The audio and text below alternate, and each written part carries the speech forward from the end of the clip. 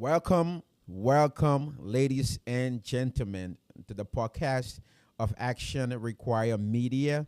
Here we are dedicated to discussing hard truths and finding remedies for our problems. On this platform, we will stay engaged on all happenings in Mama Liberia, not limited to politics, religion, development, economy, security, crimes, war on illegal drugs, employment, youth, growth, food production. Ladies and gentlemen, you are watching Action Require Media. Here we educate, entertain, and empower. Today we're going to be having a fascinating topic for discussion. At this point in time, we say welcome again, ladies and gentlemen, to Action Require Media.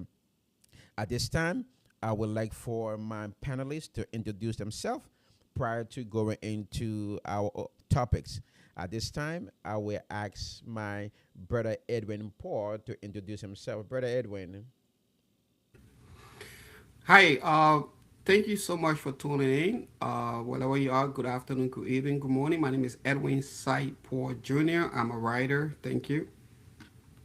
All right, thank you, Brother Edwin. So, Brother Edwin is one of the co-founder of Action Require Media.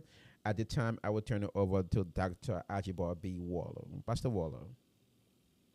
Yeah, thank you, CEO, and hello, everybody. It's a great pleasure to be here again. And happy Palm Sunday to you. Hope you had a wonderful service today. But I'm looking forward to the conversation. If you can share our show, send a message. Let us know how we can better improve our platform. We would definitely appreciate it. Thank you, Dr. Waller. And at this time, we'll turn it over to Sergeant Leo Montgomery. Brother Montgomery. Yeah, again, let me say hello to all of our listening audience via social media line. The name is Leo Montgomery, Sergeant. Good to have you guys on here. Please share and like our show. I look forward to a very fascinating show today. Thank you, CEO, for affording us the opportunity to be on here. Thank you. Thank you, Sergeant Montgomery. And gentlemen, thank you again for being here today. And again, I am Brother Joseph Brown, your host. So at this time, before we go into our discussion, we will ask for opening prayer. And at this time, we ask Brother Edwin Saipor to give us our opening prayer.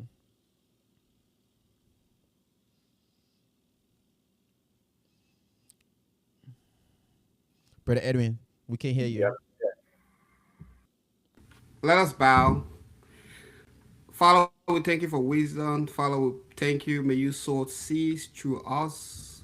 Father, we know you can do this because you water, you send the dews to water the garden to give fertility to the soil.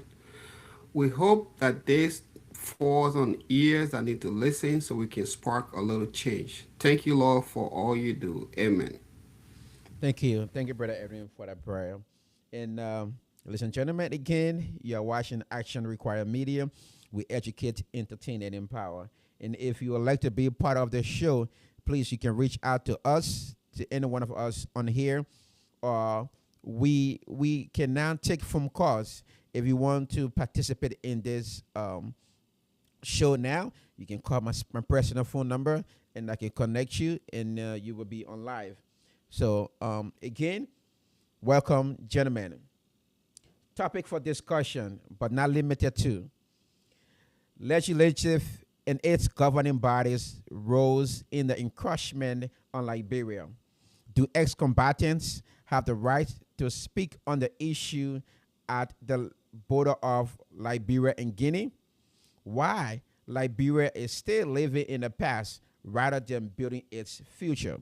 Ladies and gentlemen, again, we are here to discuss this issue. Here, we don't hold back. We speak the truth and the fact. The fact does matter. So again, we are open for discussion, ladies and gentlemen.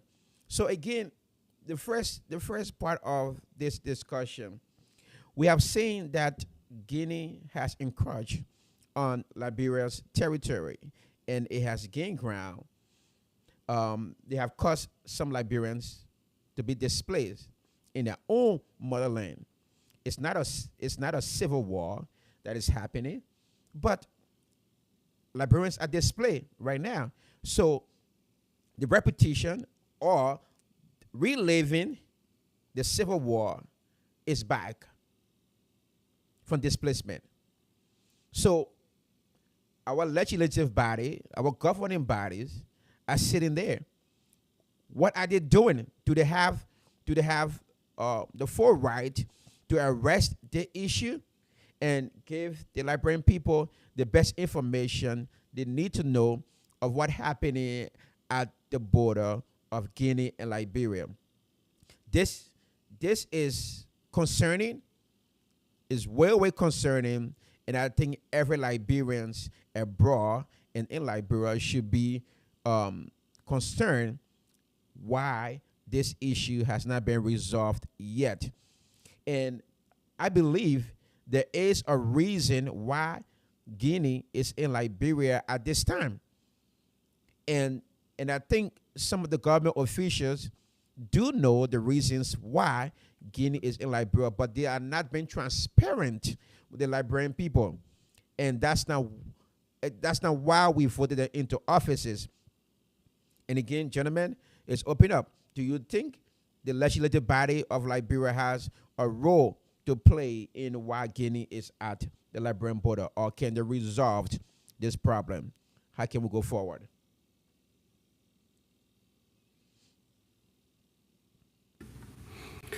Well, let me comment.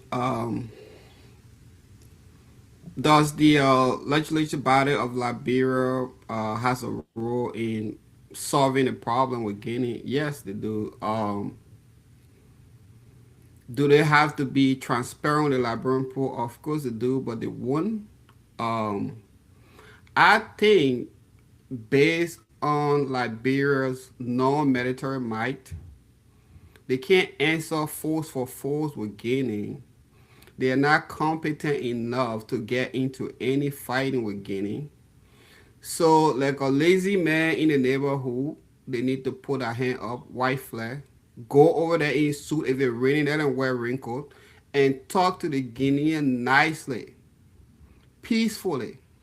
Say, I beg your be brother, we wrong you guys. If they have to take some land, let them solve the issue. We got more issues in Liberia as it stands compared to everything that is going on. We have our own poverty problem. We have our own economic problem.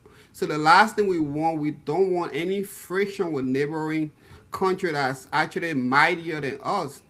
We cannot go pound for pound with Guinea.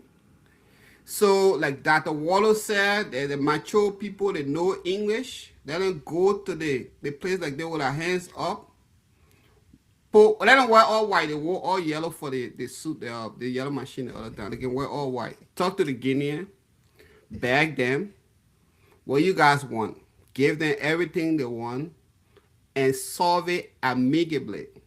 It should be amicable. And then tell them it's not going to happen in the future. After you go back and revamp your military and at least pay attention to security, then maybe you can talk to Guinea anyhow. But for now, that situation needs to be resolved in the most amicable form as possible. No friction, no provocation, no pontificating, nothing. Just go over there and beg the Guinean. Period. All right. Thank you, Brother Edwin. Dr. Waller. Yeah, CEO. Well, thank you. Uh, I'm laughing because my brother Edwin said we should go and beg the Guineans. Well, diplomacy doesn't require you begging. It requires you being firm and understanding the issues and fostering your position for peace, because we are neighbors and we shared a lot. But to just come to your question, CEO,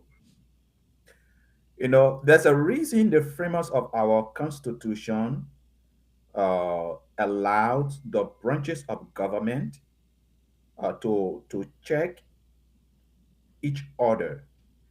The legislature, one of its functions is to to provide oversight over the executive, right?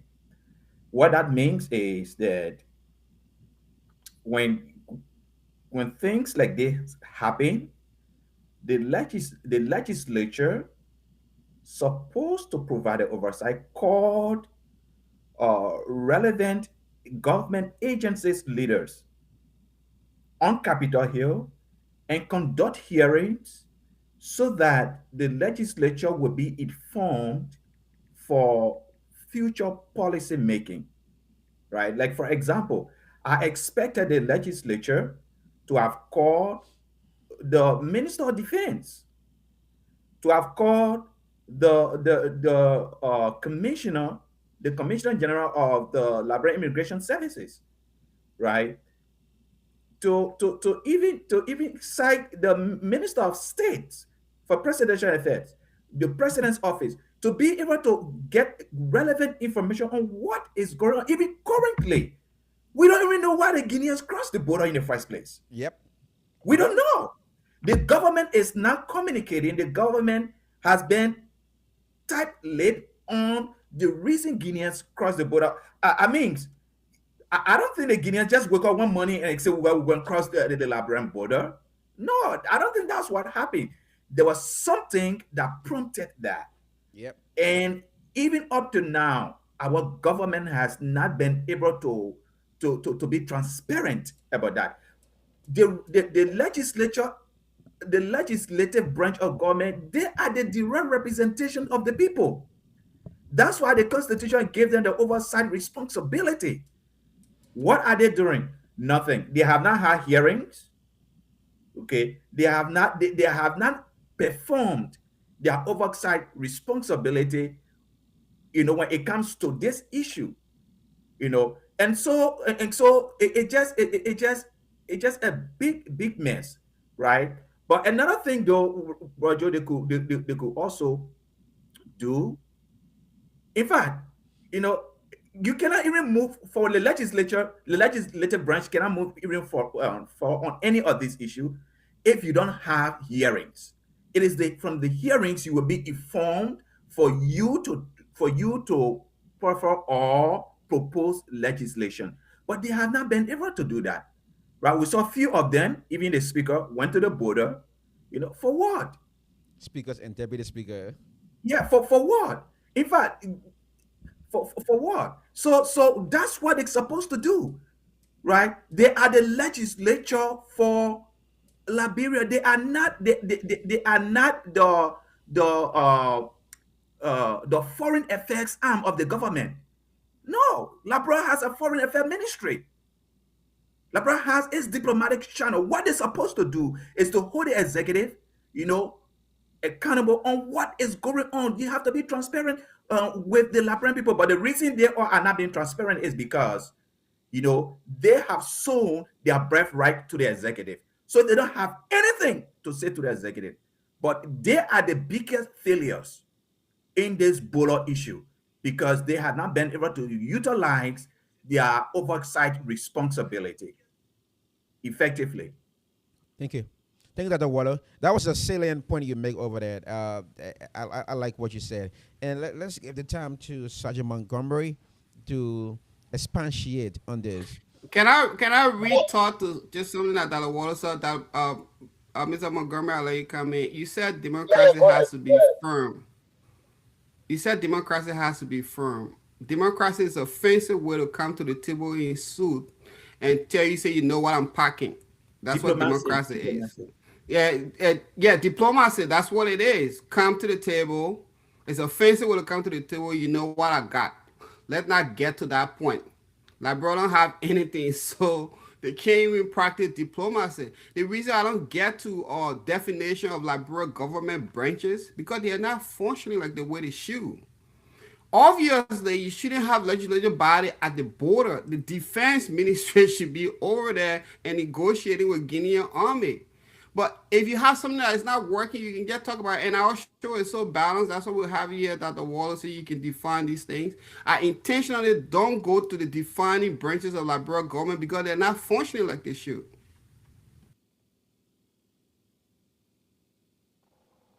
All right. Thank you. Again, let me say hello and good morning, good evening to our listening audience. Look, one of the things I've learned to cherish the American election cycle, there's something called the 11th hour.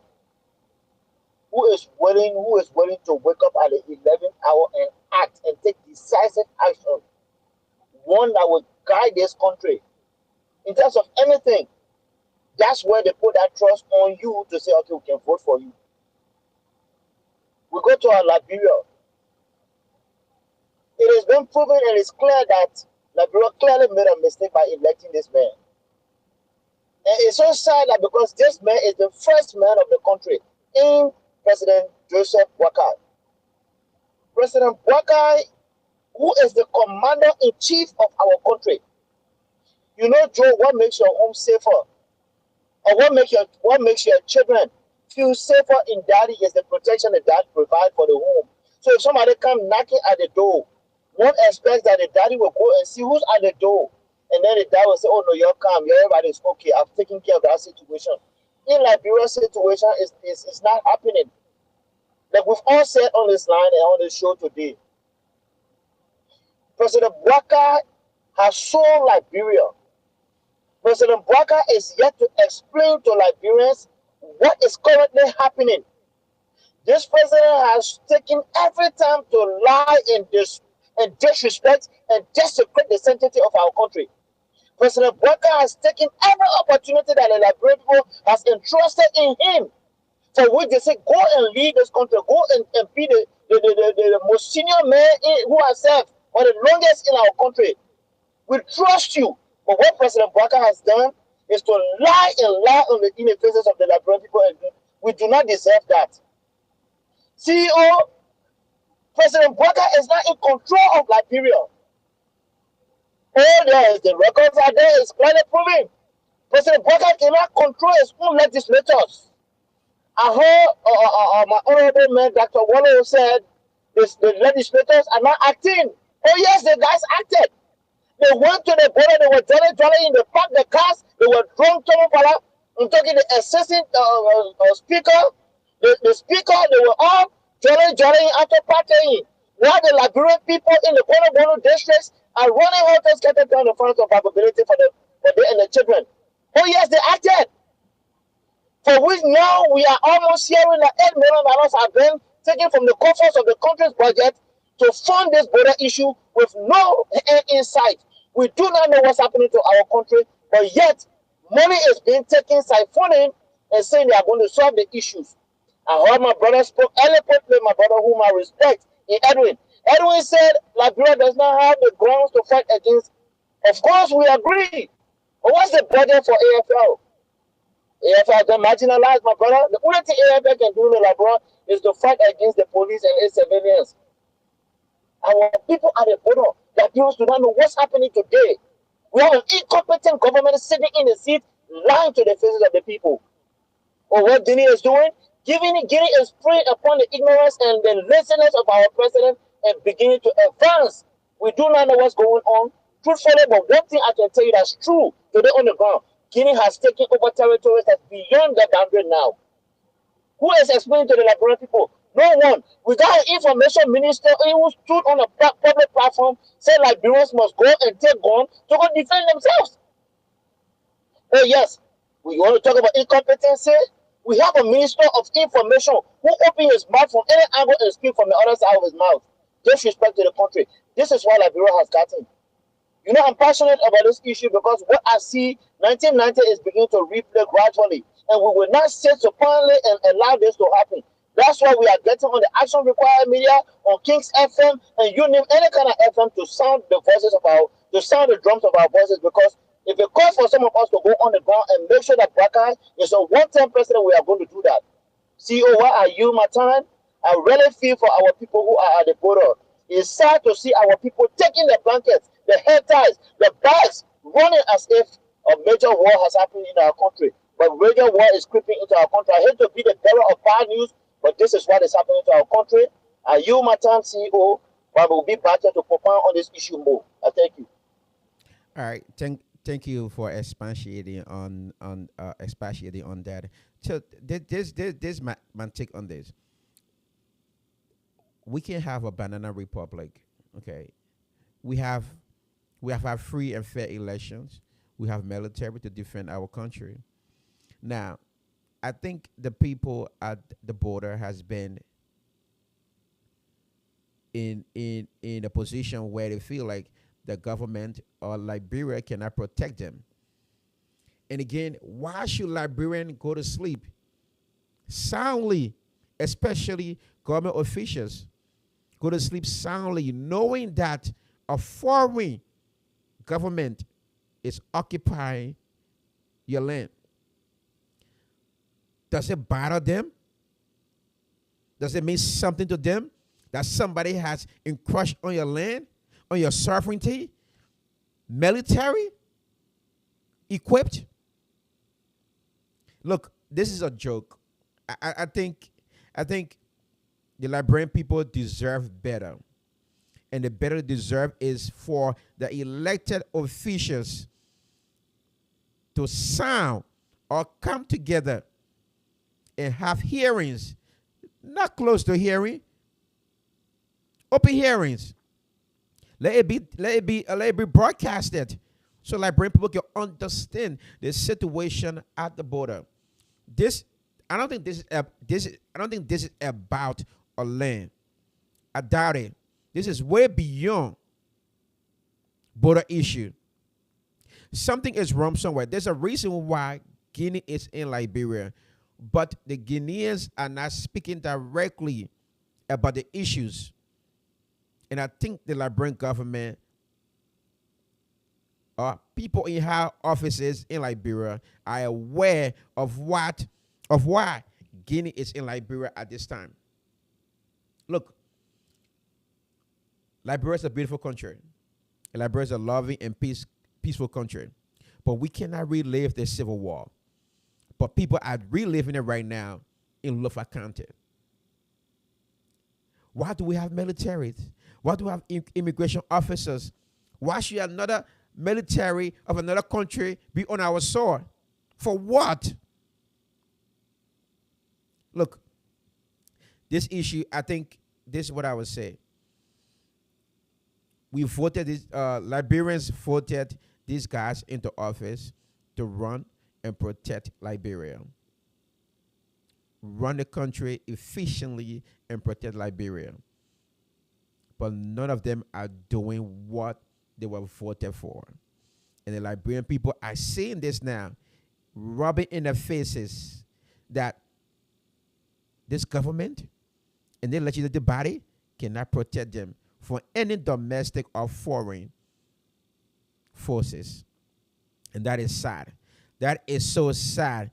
I will give us a little bit few time to talk about this, maybe one more Yeah, let round, me let me and then we let me go make that very quick. into other discussions. Go ahead, Dr. Wallow. Yeah, okay. So let's look at what is true currently. What is true currently is that we still have the Guinean military personnel at our border. That is true currently. They are still stationed in Liberia. That is true.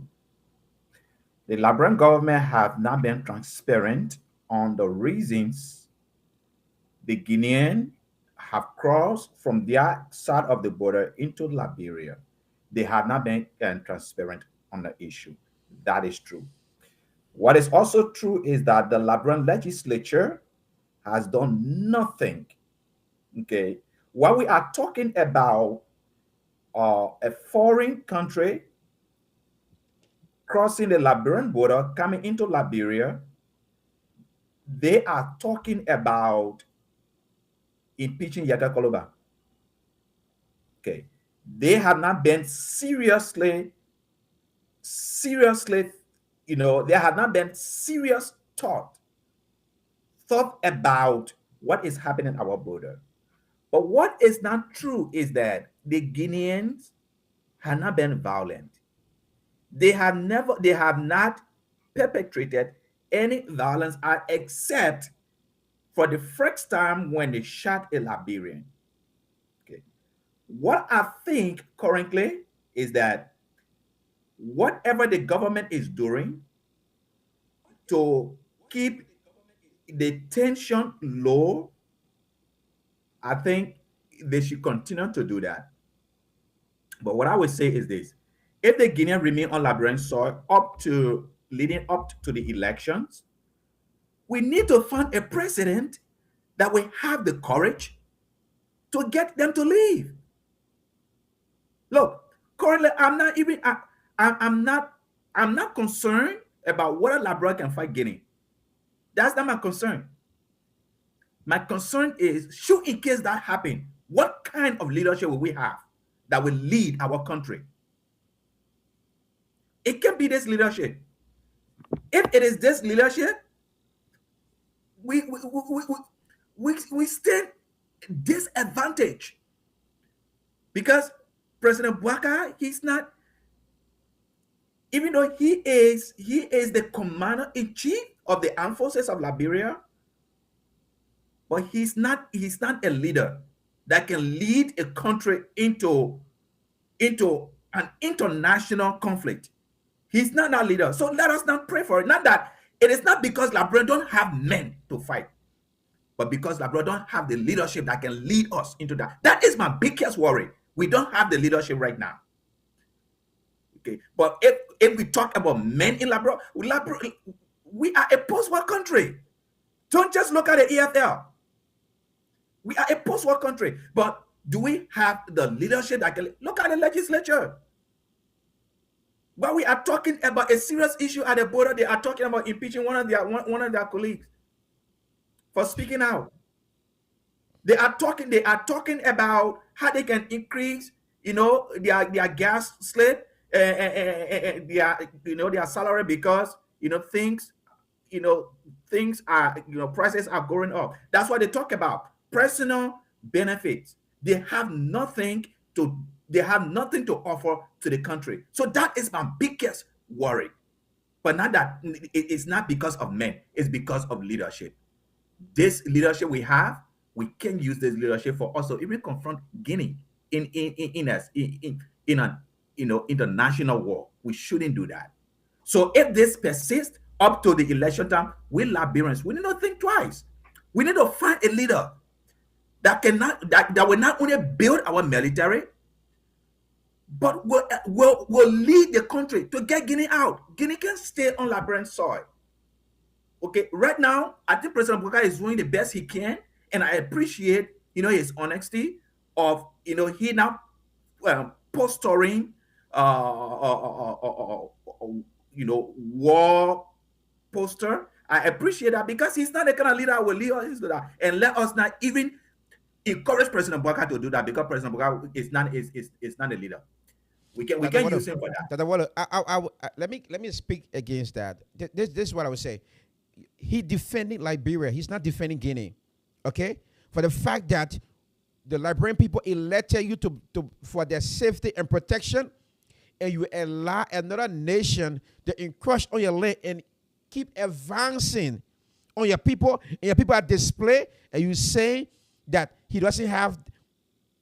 Come on, Tata Walu. I think he playing some kind of a game here.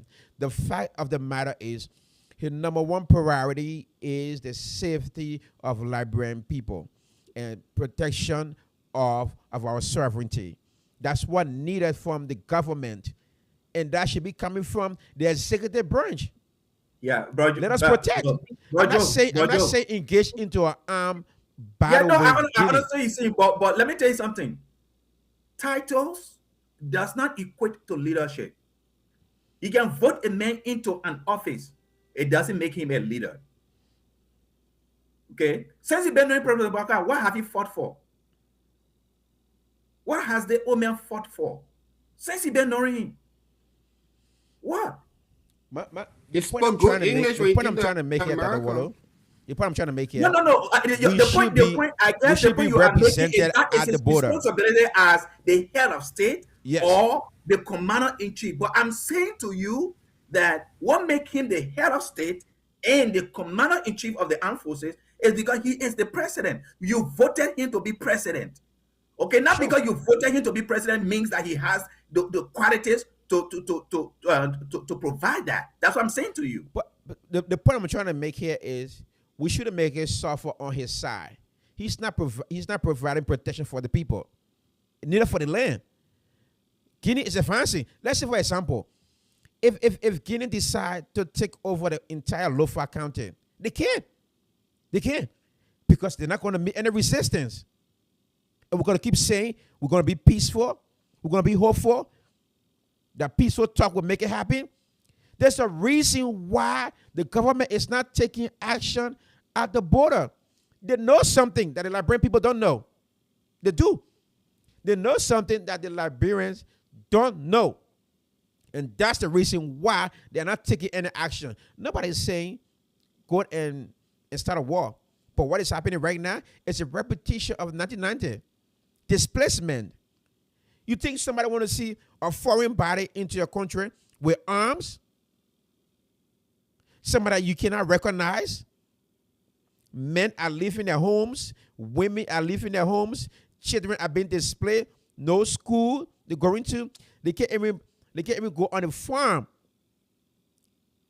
Men can't even go hunting to provide for their family. They are displaced, staying with family members, friends. And we say we have a democratic form of government. We are protected. We have a free and fair election. We have a military. We have a police department. We have X, Y, and Z and X days. But we can't. We should be represented at the border, not sending the Speaker of the House and the Deputy Speaker for photo ops to go stand there for what? What did they do? Nobody send them. I'm just saying. What Well, happened? I think Dr. Wall is 100% correct that Joseph Boakai does not have natural leadership tendency in him. However, on this show, we always talk about the governmental hierarchies, the different branches and functionality of the government. Sure. Why this is partially Joseph Boakai for, because he's the leader that can usurp everything and veto things. So the leader always takes the blame, but this blame goes to the lawmaker. They should have been on the floor debating Yes. what to do, and whatever solution that they come up with, if Boakai doesn't like it, and maybe he can veto it and everything like. But they have to come up first with solution before you can either veto or approve it.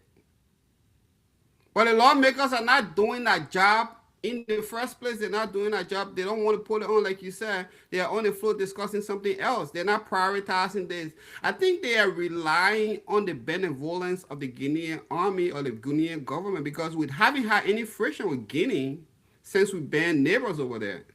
We've been having inner trade, Manigapo going back and forth through Neighbor and Lover County. So the Guinean people, they're not going to destroy us. That's what they're relying on. Now, what are you talking about? We have an army. You rather want to break your army down? Are these people in the army eating good? Do they have the right vitamin? Can they see the bullet coming to them? Do you rather want to break this down? The solution is hands up. We need to send CMBs to the border instead of army people. People that can know how to talk to people. And talk to the people and say, okay, you'll take that little layer across the water over there. We beg you, it's not going to happen again. You're jolly long. Edwin. But if we're talking that this is a threat, it's not being taken as a threat. People are they're so nonchalant. They're acting that this is not a threat. This is not for whatever situation that is ongoing right now. This is for future references, because people test you. If you're walking in the street, somebody just push you to the side like that, they're testing you. They may not be ready and say, oh, my bad, I'm joking or whatever. That's today. But he's testing what he can do to you in the future. So they shouldn't be taken lightly, but they are taking it lightly, and they are relying on Guinea's benevolence towards Liberia, because we haven't had any friction with them. That's all they're relying on. That's why they're so calm and collected about this situation. But yes, the lawmaker has to do that job. They have to dispute this in front of everybody and see what's the best solution. And they got to tell people what they spoke to about Guinea and what's going to be the solution and what they came up with. That's what they have to do. Everything is not Joseph. Joseph Boakai, yeah, he's not a wartime person. He's not any leader. He's not a leader. Joseph Boakai has never been. We've been talking about these things on the podcast all the time. Our system is broken down to the T. We hire people that don't know the job. We hire judge. We hire this man. This man been in politics for almost 50 years. He was Minister of Agriculture. What did he do as Minister of Agriculture? Did he have the highest growth of rice during his term? Did he have enough pumpkins? Cassava. Enough watermelon during his term? You got to follow people based on what they do. You can't just promote people because they're talking to you, because they've been in power for a long time. You promote people based on a steady leadership, in no matter what is idealistic or whatever, but you got to promote people based on what they did. But the education system is broken down so we can hire the right people. So yes, I agree with you, Dr. Water. He's not a leader, but then our lawmakers, the legislative body has to come in and they have to put the pressure on him. Yeah. He's the one leader, but if you don't have the leader, let it put the pressure on him. I think Joseph Baka shouldn't be taking all the blame here. I think Edwin, you're right.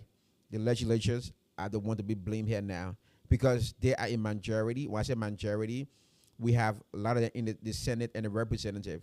They can call for meeting. They can call for action tomorrow, and then inform the Liberian people on what is going on at the border. It's just Joseph Baraka himself. So if the legislature wake up tomorrow morning and say, no, the situation at the border need to be arrested, we are all threatened, our sovereignty is threatened, we need to fix the issue now, then wait for it later. Then that will be a big problem for us tomorrow. But they are not forthcoming. They are only there for their pockets and enrich themselves. This man is driving a $500,000 car in Liberia, bulletproof. Liberian people are paying him. So he's safe, but Liberian people are not safe. Come on, brother. That's a good point. But I also need to underscore that the legislature does not have executive power. What they have is oversight and legislative investigation. Look, the day that the Liberian legislature or the Liberian legislative branch understands its power, that would be the beginning of the change of governance in the country. The reasons the framers gave the legislature oversight responsibility is because they don't want the legislature to trust the executive. Yep. Don't trust the executive. Check on them because executive power has a way of climbing in people's head. Yep. The executive power is invested in one person. The president is the head of all government ministries. The president is the head of the state. The president is the chief administrator of the state. The president is the commander in chief of the armed forces. The president is the head of the executive branch. But the legislature, each member has one vote. So with that kind of power, if it is unchecked, it can be abused. But our legislature are not checking the executive because they want gas clear, they want money from the executive, so they are not performing their full duties here.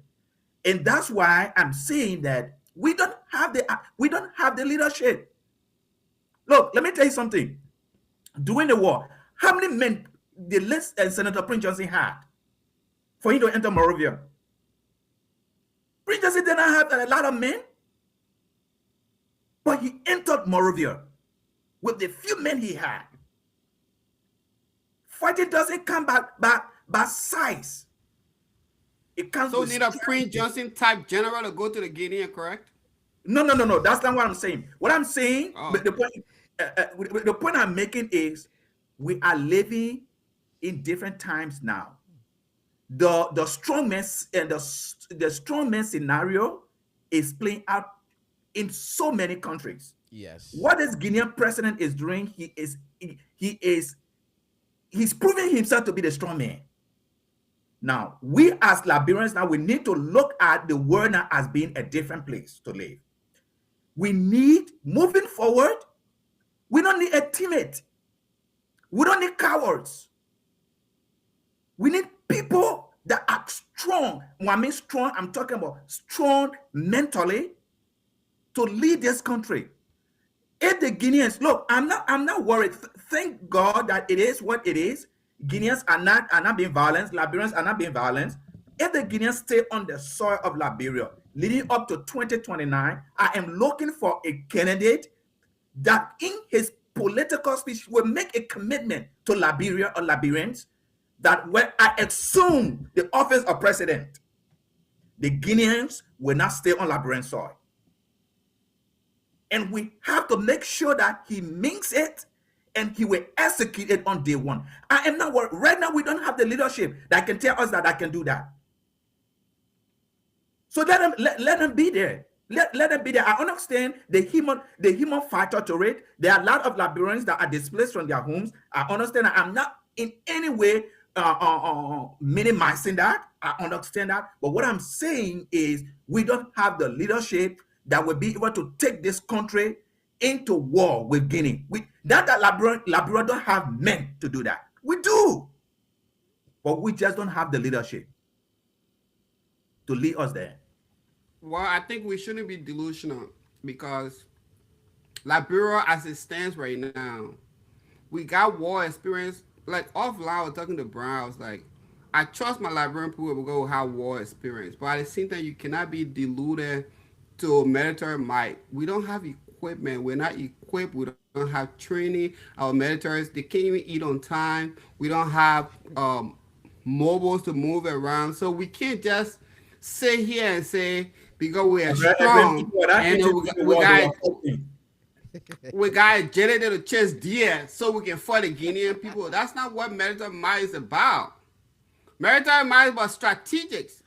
It's about strategizing, reading maps, and conquering people. That's military map. So we don't even have military education system that people are getting educated in. People that are getting ready for war, reading maps, drawing terrains and things. We don't have that. Right now, the best thing we can do is to beg the Guineans nicely. Apologize. Whatever happened, it's not going to happen. It's better to give the prince a peace. Why you want to kill him in the future for now? Just pet him until you get there. You got to fool him until you get to where he closer to. He says, okay, come and try me now. That's what it is. The strategy right now, go back to Guinea. That's the only solution. Nothing else. It's so funny. Look, this is what I would say. When it comes to military size, I think Liberia is we got the intelligence. We have been trained by the U.S. Marines, and I think we might just be small in size, but I think we are mightier in might. With the strategies and military strategy of fighting, rules and regulations and tactics here and there, military tactics. I think Liberia, we pretty much inclined, but size-wise, with machinery, we are not. But again, I don't think it's a defense minister responsibility to get involved into this. We are not being caught on by the executive branch or by the legislative body. So I think the general is doing a pretty good job not being brought up into this mess that is happening right now. And that's one thing I would say, that's a good thing on the side of AFL. But again, what I would say here is I think it's a disgrace that we think that we have a military that is well prepared for combat, militarily combat, what I'm saying, like ground combat, but cannot exhibit that skills. I'm not saying go and fight, but I think we need a force at the border, a representation at the border. My question to you guys here, let me ask a question. What if Guinea decide little by little within a month from now, they take over Lofa. How will you see Liberia governing body? Because that's what is happening now. Yeah, look, CEO, let me tell you something. Whatever land getting takes, they will give it back. Huh. It may not happen now, but they will give it back. I'm not worried about that. Look, let me tell you, I watched a video from Lofa County where I think the superintendent met with the Guinean military leadership, and the military the guy was saying to the superintendent that the reason, well, a Liberian went into Guinea and destroyed properties, and then they send a message across that a Liberian went there and then destroyed people property, and the superintendent needed to go and see the property because they wanted, the property to be paid for, or rebuilt, and they did not get any response from anybody. So they say, okay, well, for this not to happen, it happened two different times. For this not to happen again, if there will be any fighting, we'll do it on Labrador. So that's how they came across the border, right? That was the conversation I heard, in a very short video with the superintendent and the Guinean leadership, army leadership at the border there. I don't know how, I don't know how far they have gone with that investigation or that discussion, but that's what I heard. So let me say this: if Guinea takes land over any land in Liberia, Mm-hmm. they will give it back. Okay, they will give it back. I'm not worried about that. If President Baka can't do it, that's fine. We'll have an election. Okay, we'll have election. We'll choose somebody that will take our land back from Guinea. Okay, we'll have election. I'm not worried about that. President Baka is not going to be president for lifetime.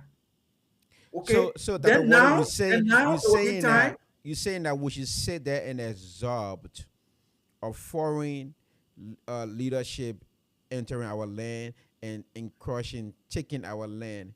Okay, No. and then I'm we'll saying they wait, have already and done then it. we The should people wait. have already done We it. should wait. Yeah, CEO. I agree with you. Yeah, it already been done, but we should wait Okay. for next governing body to come in, and then we'll be able to take our land back.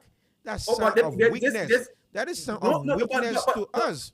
yeah, no, I agree. This administration have this look, bro Joe. Let me say this. It's better. It's better for Guinea to be where they are currently without a loss of a Liberian life, or without Liberia losing more territories than for this. Look, let me tell you something. I don't trust this administration to lead us into war against Guinea. I don't. So what they are doing is their strength. Let them keep doing it. Let them keep talking to Guinea. Let them keep using their diplomatic channels. Okay, where it is it's to me, it's okay. There is no violence to the border. The only thing that happening now is that Guinea is still on Liberian soil, but there is no violence. Let it be like that. Let them keep talking. Let keep talking. Okay, that's what Dr. I'm saying. Let's Dr. keep Waller, talking. But for this us is to what I would say. encourage, I think this inept administration and say, deploy AFL or let that force Guinea out, that would be the worst mistake we make, because But the this question I'm administration asking, the question I'm asking, protect. What if Guinea keep advancing into Lofa, and then you go look, they go to the next county. So then what? Then how can we put how can Liberia Yeah, but protect that's itself? hypothetical. That's hypothetical. Okay, Oh, it's I'm not able to hypothetical. respond. Yeah, it's Oh, hypothetical what that do you mean Guinea it's will continue hypothetical? to advance. The If Guinea people are continues already to advance, advancing. They're already if Guinea advancing.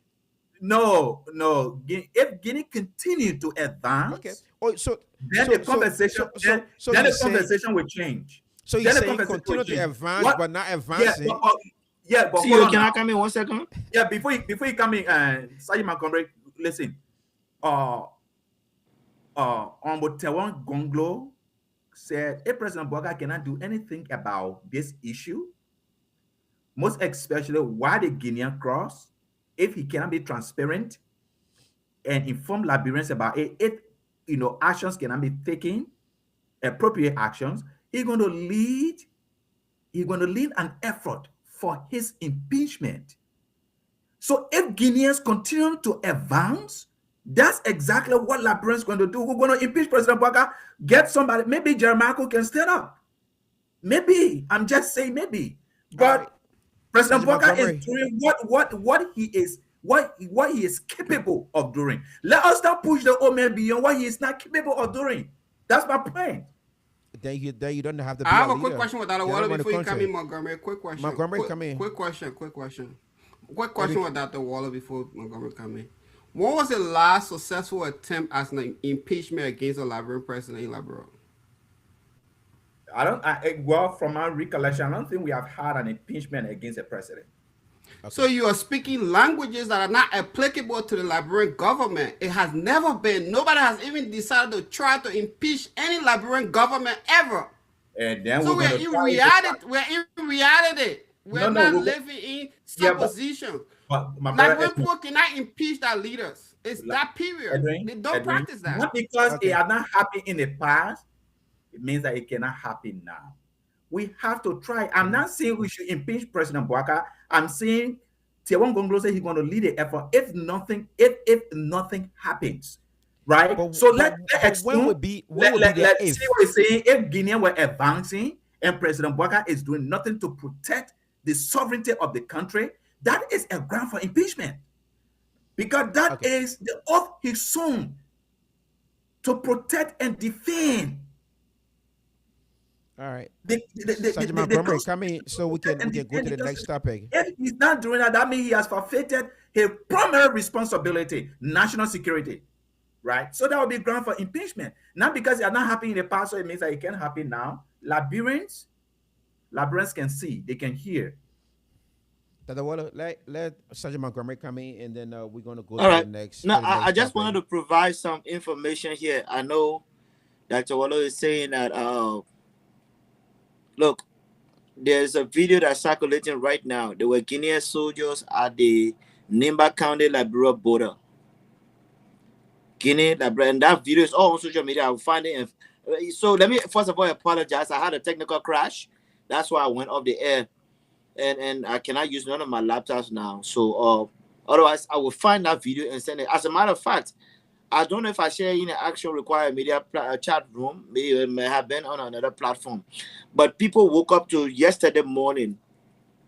Guinean soldiers were at the Nimba Liberia border. Guinea, Nimba Liberia border. Yes. So what the Guineans are doing, they are testing us.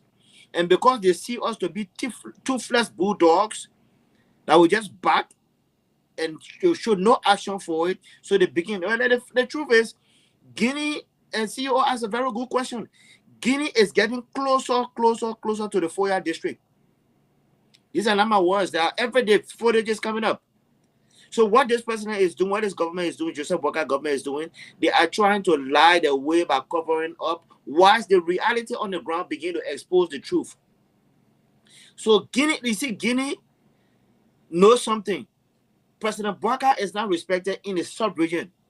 First of all, when His Excellency Dr. George Manneh, we are former president of Liberia, at the time when ECOWAS went to Liberia, when there was this rumblings about disrespect coming from the Bouakai scam to the president, to the former president, when ECOWAS went to Liberia, President Bouakai refused at the time to meet with ECOWAS. He sent a delegate. You were in the country. You are not out of the country. Big diplomatic dignitaries that went to see the Excellency. What did he do? He sat down in his rehab home. Did not go to see them. Now these things are happening. I hear people saying, "Oh, let's call ECOWAS." That these are the same ECOWAS people that the president disrespected. CEO, but the news is that Guinea, there is a video for this. I hope it's not AI, but it's very real. People woke up in Nimba County to see that the Guinean soldiers are trying to encroach into our land. Lastly, before I submit here, before we go to the next topic, look, President Dr. Wallo and my brother Edwin, CEO, we did not vote for an old man. We voted for somebody who we thought can rule and run the country. So when they see when Dr. Wallace say, oh, the old man cannot do this and this and that, we did not vote for an old man. If he knows that he's an old man at this point, then he go back. Like the old used car he was. That's why our former President Maradona saw that he was of old, frail, decrepit old man and decided not to support him, for which he packed him for 12 long years. This is beginning to vindicate and prove her point that she had a point for which she did not trust this papi. She did not trust this papi. Look, let me tell you, your immediate representation in terms of references is your direct former boss. If you cannot have that representation from your former boss, it means there's a question on your character or reputation. Her Excellency did not give former President Ellen did not give any kind of support to this guy. That should have been a red flag for Liberians. But now we know they have made a mistake. CEO, I will yield my time here, but the truth is that we did not vote for our old man. Liberian people saw a president who they thought they could trust to lead this country to the next level. It has been a mistake. It has been a failure on all fronts. All right, but All right, Brian, real quick, let me answer that. Let me answer that question before we move to the next topic. What if Guinea advances and what can Liberia do? I personally think Guinea being heavily economical, their business people, they are not going to advance further into Liberia. What they are doing right now, they're just trying to flex muscle all across the Liberian borders to tell them that whatever happened, you can't do it. They're just trying to tell you.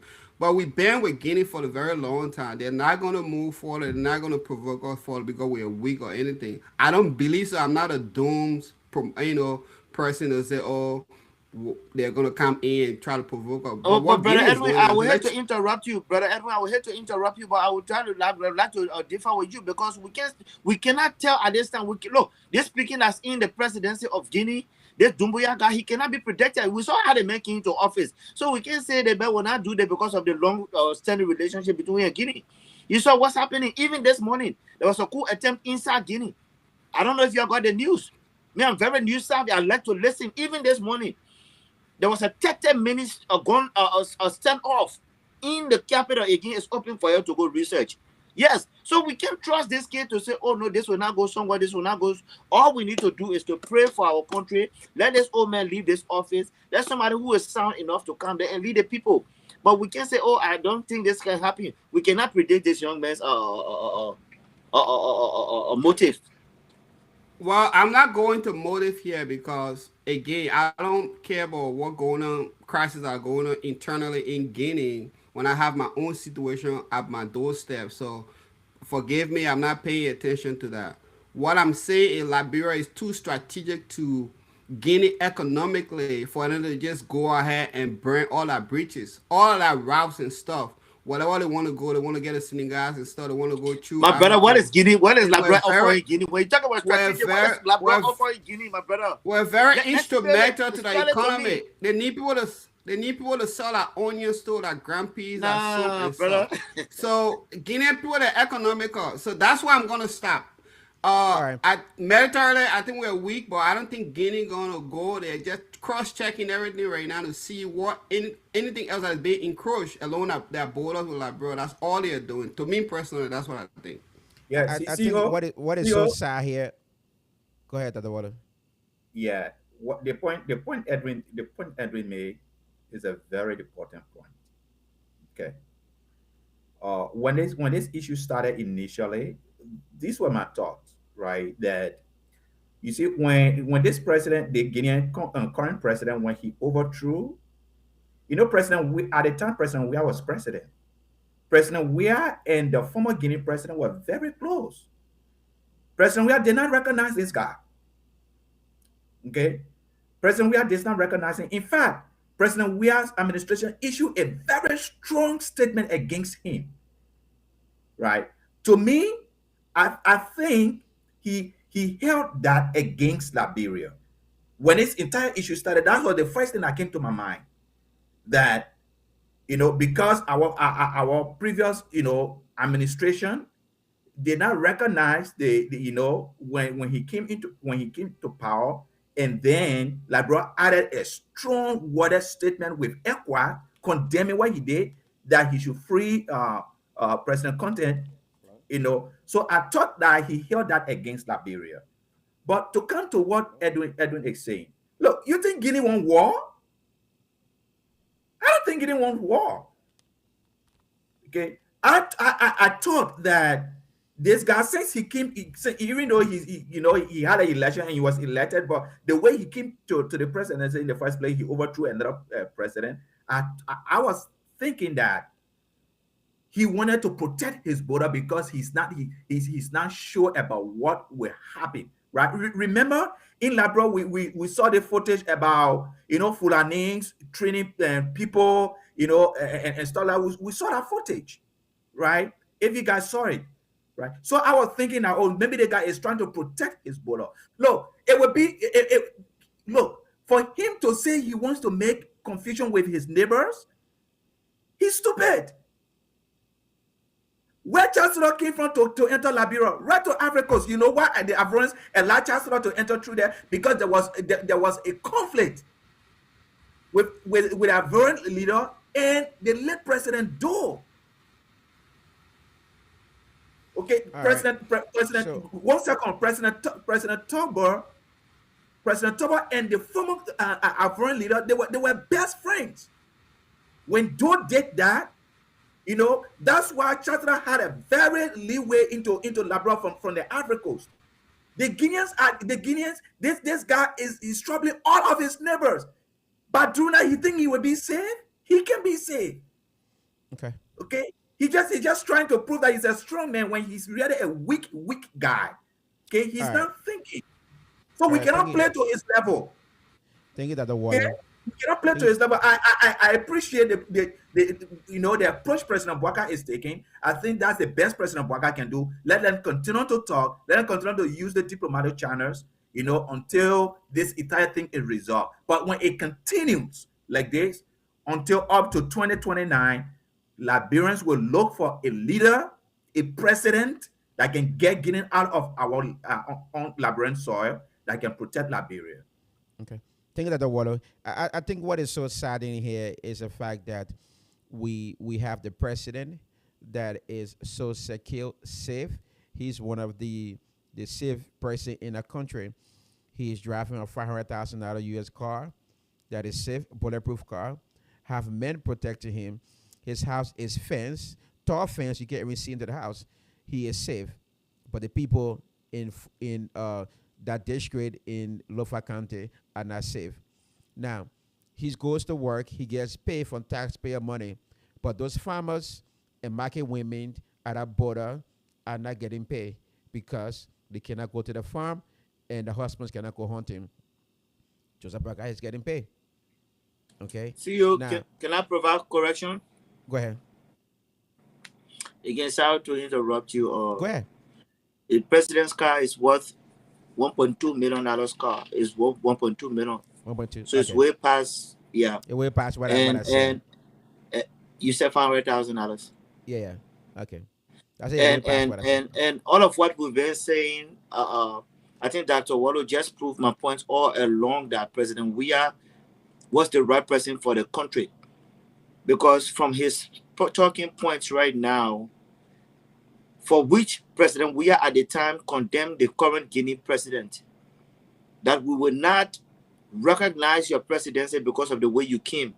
But the Guinea president at the time, he could not dare to do what he did under His Excellency, Dr. George Manuel Weah's watch. But you know what he did? He found a weakling. He said, no, you guys are too strong for us. You guys are about peace. You are too defensive. I will not venture you. But what he did, he saw a weakling in President Bouaka and decided to prey upon it. That's why we are. That's why, look, you see, sometimes my mom can say, when gentility fails, brutality takes place. My brother, what is diplomacy when the people, we must know one person death is too much. So how much peace and time, how much diplomatic measures we will keep taking. What is the Guinean ambassador doing in Liberia? But CEO, lastly here, the people are right to believe anything they want to believe.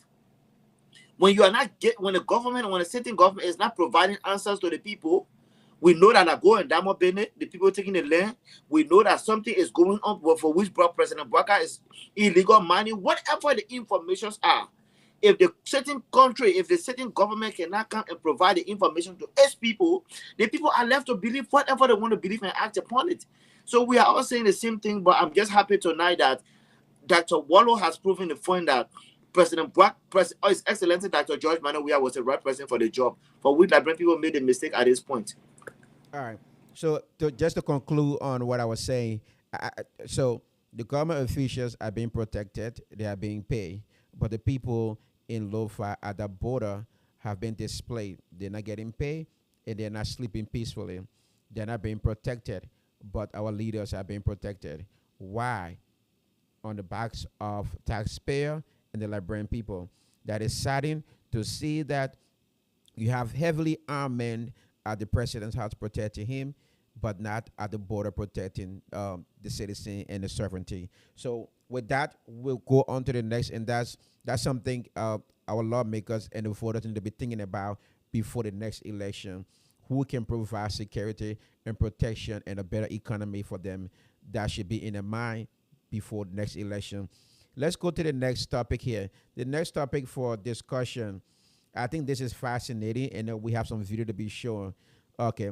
Now, do ex-combatants have the rights to speak on the issues at the border of Liberia and Guinea?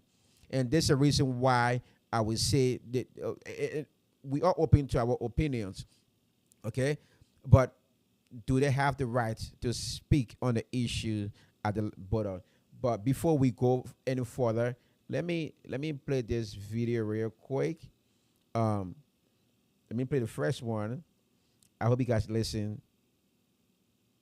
To the citizen of Liberia, they shouldn't feel punished.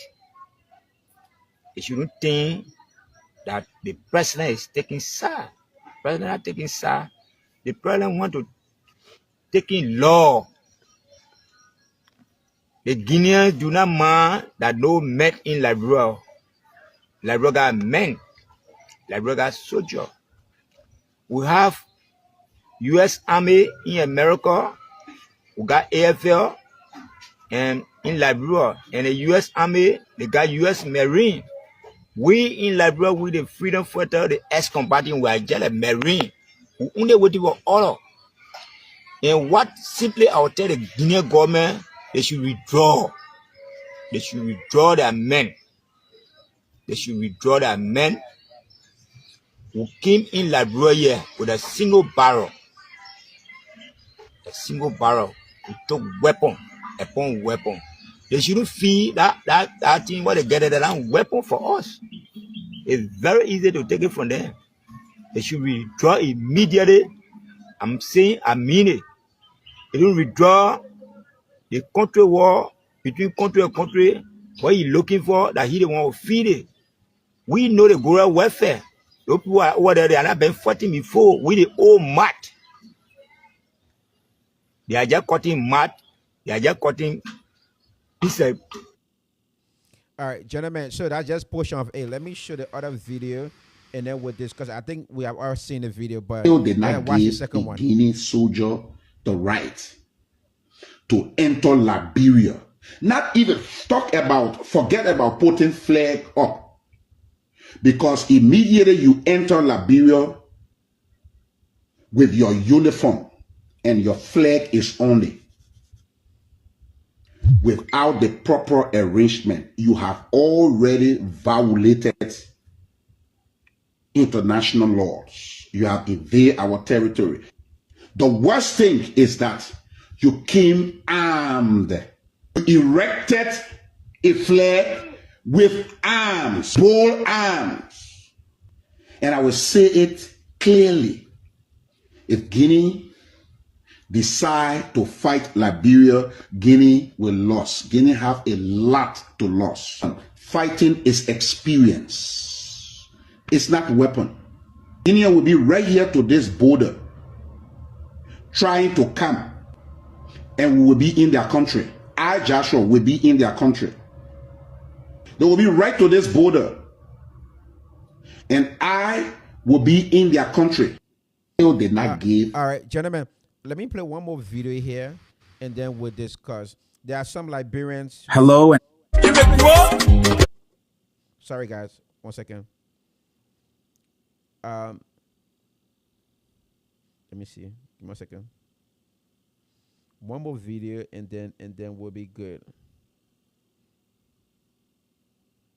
It was in fact what Joshua Bly, former Bodnake, was speaking on the fact that because there's some Liberians that are speaking against the ex-combatant, talking about the issue at the border.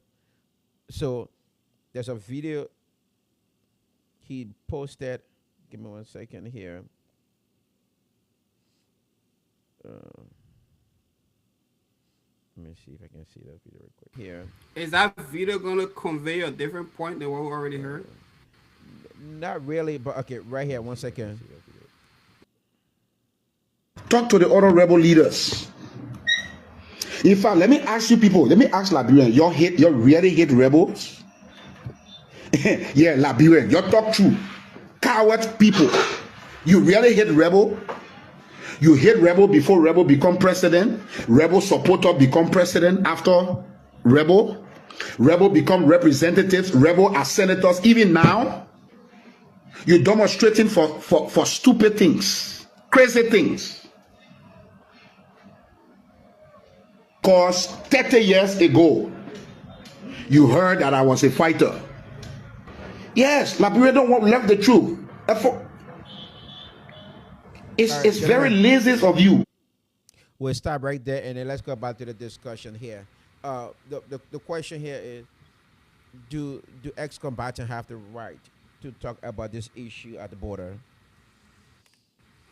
Liberia. When these men were talking truthfully, I was checking my bank account and see how many of my family members I can afford to get the heck out of that country. We do not need these type of provocation. Yes, every Liberian, including the ex-combatant, have the right to opine on the situation. They're all citizens like us. They have the right to opine on the situation that is ongoing at the border. They are citizens. They're not less than everybody else. And actually, they do have experience, but they do have mercenaries experience. They don't have organized war experience. So nobody should be listening to them militarily, but as a citizen, we should listen to them as a citizen. We shouldn't just put them aside or just ignore them and treat them as nobody. We shouldn't do that. But the engagement at the border over there requires diplomacy. It doesn't require any more provocation. We are not ready. Their experience and expertise is in civil war. They never fought against another country before. They have a civil war experience where you can go scare the whole village, and probably there's only one single barrel in that whole town, and you take it over easily. You can't go to a country that is 3 times your size and has more military powers than you, and then you talk like that. So we should listen to them as a citizen that is opining like any other citizen, but we shouldn't listen to them for military advice. That's my take. All right, thank you, Sergeant Montgomery. No, I want to hear Dr. Waller's points. So I want Okay, Dr. Waller to Dr. speak Waller. before me. Oh, you get Dr. Waller, the message you. Yeah. Uh, I know. So I agree with Bro Edwin that just they are just like us. They are Liberians. Okay, here we are on a platform, right, talking about the issue. There are other Liberians that have called for President Boakai to deploy the military at the border. And other Liberians are saying, well, if the military are deployed at the border, it will cause provocation. It might lead to war. So what President Boakai is doing to keep the police at the border, that's the right thing to do. Right? And we are here, we are discussing the same issue. That is their way of discussing the issue that we are discussing. They are Liberians. They have the right to share their point of view because they themselves are concerned like the way we are concerned. But here is it. Here is it here. The confidence that this government, this administration have not shown to Liberia. These former combatants have shown that. They are saying that with everything that is going on, yes, we support the president, let him do a diplomatic stuff, but when it comes to defending this country, we will be right here. It will not just be the AFL, it will be us. Even though we are not part of the armed forces of Liberia, but when it comes to defending this country, we will stand up for this country. I think that should be something that all Liberians should employ. They are not saying that we should go and fight. They are saying that we will defend this place we call our country. Why people are already getting them? Why people are already killing them? Why people are talking against them? Look, see, to be honest with you, I was happy when I saw these video clips from these former combatants. They are not rebels anymore. They are citizens. They are not speaking as rebels. They are speaking as citizens of this country. When Joshua Bly said that, if Liberians hate fighters, well, we elected a president who brought a war. We elected a president who supported the war. We elected people that fought war. We keep electing people that have participated in the war. So what is our problem? What is our problem? Have you ever seen these men come on the social media to say anything about war since they was disarmed? They have never done that. They keep because there is a national threat to the sovereignty of Liberia, to the sovereignty of the place they call home. And so they are saying that Liberians, don't be afraid. Even though, yes, we fought a senseless civil war, but this time it will not be a civil war. This time it will be us defending this country. So I implore them for doing that. They are not calling for war. They are not saying President Buhari should take the country to war. They are saying we will stand up for this country. And every Liberian should stand up for Liberia. Whether you're at home or in the diaspora, you should stand up for your country. That's why the last time we were here, I said that at this time, I cannot criticize the president. We can only have one president in time like this. We can have so many presidents. We can only have one president. And that one president is President Buhari. If he lead Liberia to war, we go to war. If he says it's time for diplomacy, we go for diplomacy. One president at a time, not more than that. All right, thank you. Sergeant Montgomery. I'm very proud of my doctor tonight. If I were close to him, I would put him on my back, Dr. Wallow. I come into your home, you could on your back. I thought you couldn't have said it any better than you just laid it down for me. I can decide to just keep mute because I thought you said everything I would have said. But let me just ask a question generally here, and it's a serious question. If a butt naked Joshua Bly, given all the information we know of him now, had he joined the AFL, would we have a problem with him?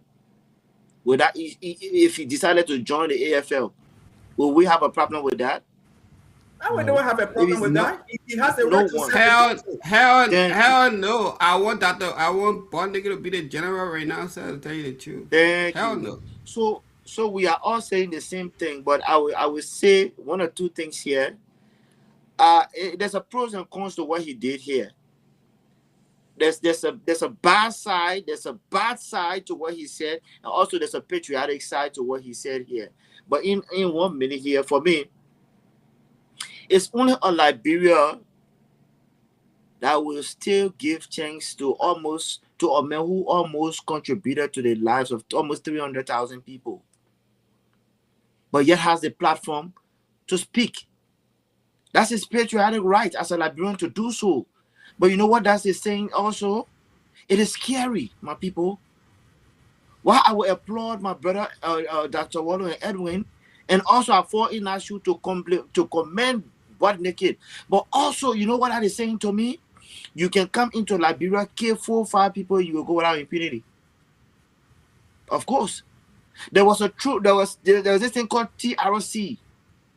A group of people that came, just took money, ate it, and nothing was shown forth for it.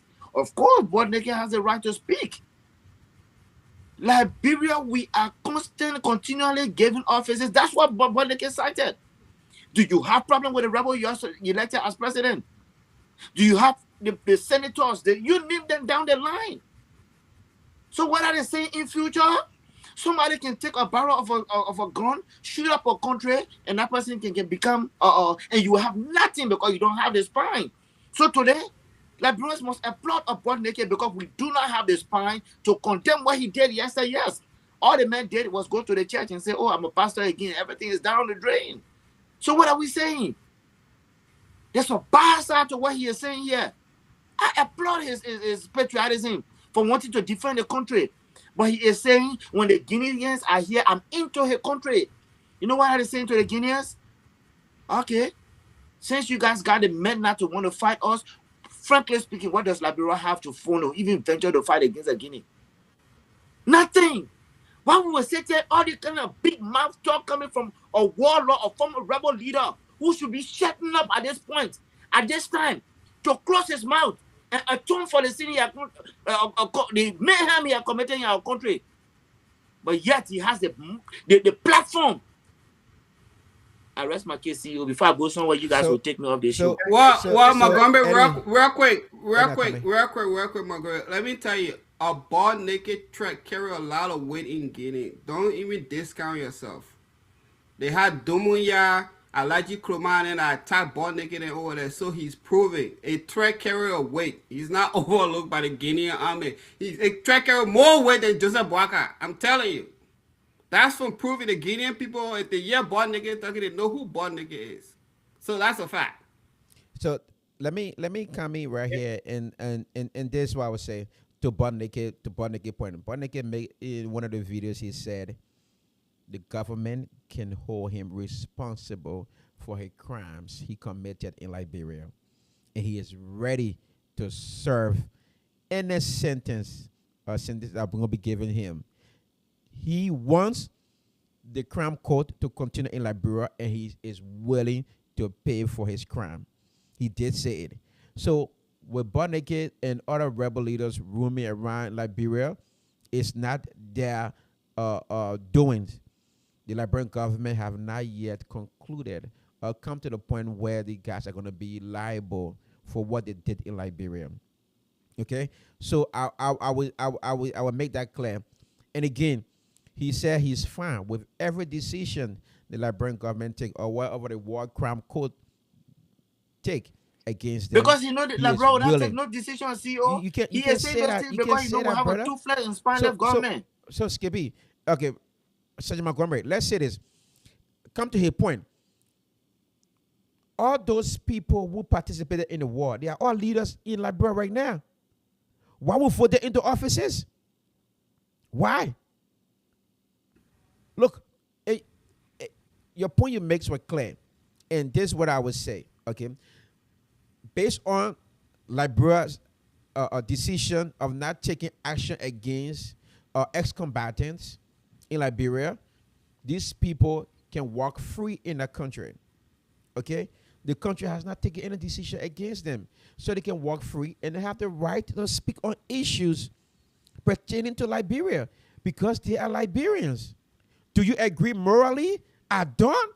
I know most people don't agree morally for their actions, but yet and still, the government have not held it accountable. But we awarded bad doers, Chastiter, all the other guys. Look at you got called about order in the Senate, representatives, and this, that, government positions. We awarded these people. CEO. And then, yes. Go ahead to the water, and now I will complete my thoughts. What do you want to say? No, complete your thought. I'm sorry. Go ahead. Look, I think Sergeant Montgomery is backing the wrong back here. Okay. Since the Liberian Civil War ended, get out from my back. I take you off my back. Get down. Since our civil war ended, who participated in a civil war that we have ever punished? Who? Nobody. Nobody. Besides Chastity, right? No, Chastity is not being punished for Liberia civil war, for Sierra Leone. We have not done anything to anybody. Okay? We haven't. We have the Truth and Reconciliation Commission. They did Truth and Reconciliation stuff. Okay? They produced a document, okay, for the country to take actions on. At the time President Selig was in office. In fact, that document said President Selig shouldn't even participate in politics in Liberia anymore. When you talk about government punishing people, which government? The same people you want to punish, they are in the government. You are saying they should punish themselves? No.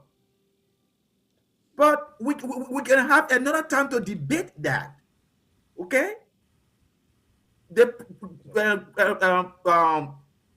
Sergeant Montgomery support President Weah. President Weah was 6-year president. He was in office for 6 years. He could have done that, but he did not. Okay? And you want to be you want to be shot your F to say that CDC have never taken state power? State power. Thank you. Thank you. All right, he put it in there for your body. He put it there. No. Edwin, I want you to sit down when and watch this show. Senator Edwin, Johnson, no. I want you to become a spectator for the next 2 minutes. when Senator Johnson was alive, that's the time they were singing this war crime code, war crime code, war crime code, war crime code, war crime code. Now Senator Johnson has passed now. Nobody care about war crime code. Look, what we are talking about the sovereignty of Liberia. And I think it is the right of all Liberians to speak about it, regardless of what it did in the past. Yeah. Look, when a country, Bodneke is not, when Bodneke say I will come to Guinea, Bodneke is not saying that I'm declaring war on Guinea. Guinea provoked Liberia by coming on Liberian soil with arms. That's provocation. That's a country declaring war against another country. Bodneke is not declaring war. Guinea did. Our president have chosen to take the peace route, which of course I appreciate and celebrate him for. Okay. So Bodneke is not the Liberia is not, we are not the aggressor here. We are not. So Liberians have the right to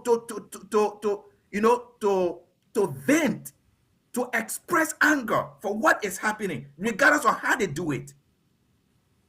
So we shouldn't denigrate, or we shouldn't or put down Bodneke because he participated. We have not punished anybody from the war, and Bodneke shouldn't be an exception on this platform.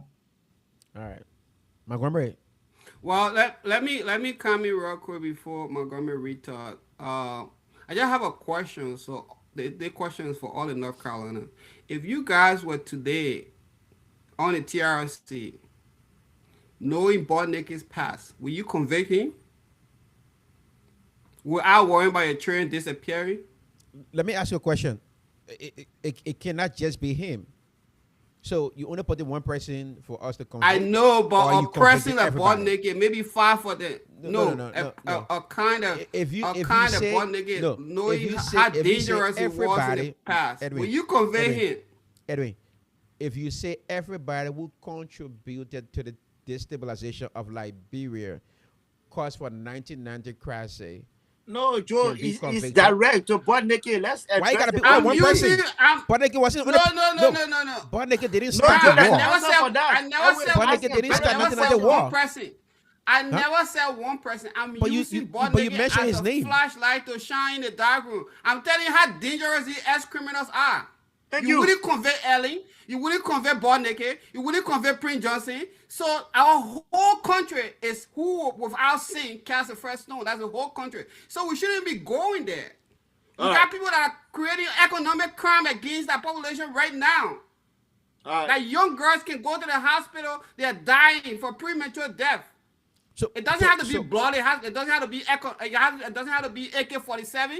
So what's your point? We got people that are gliding taking $28,000 a month, while everybody else is going around hungry. Yeah.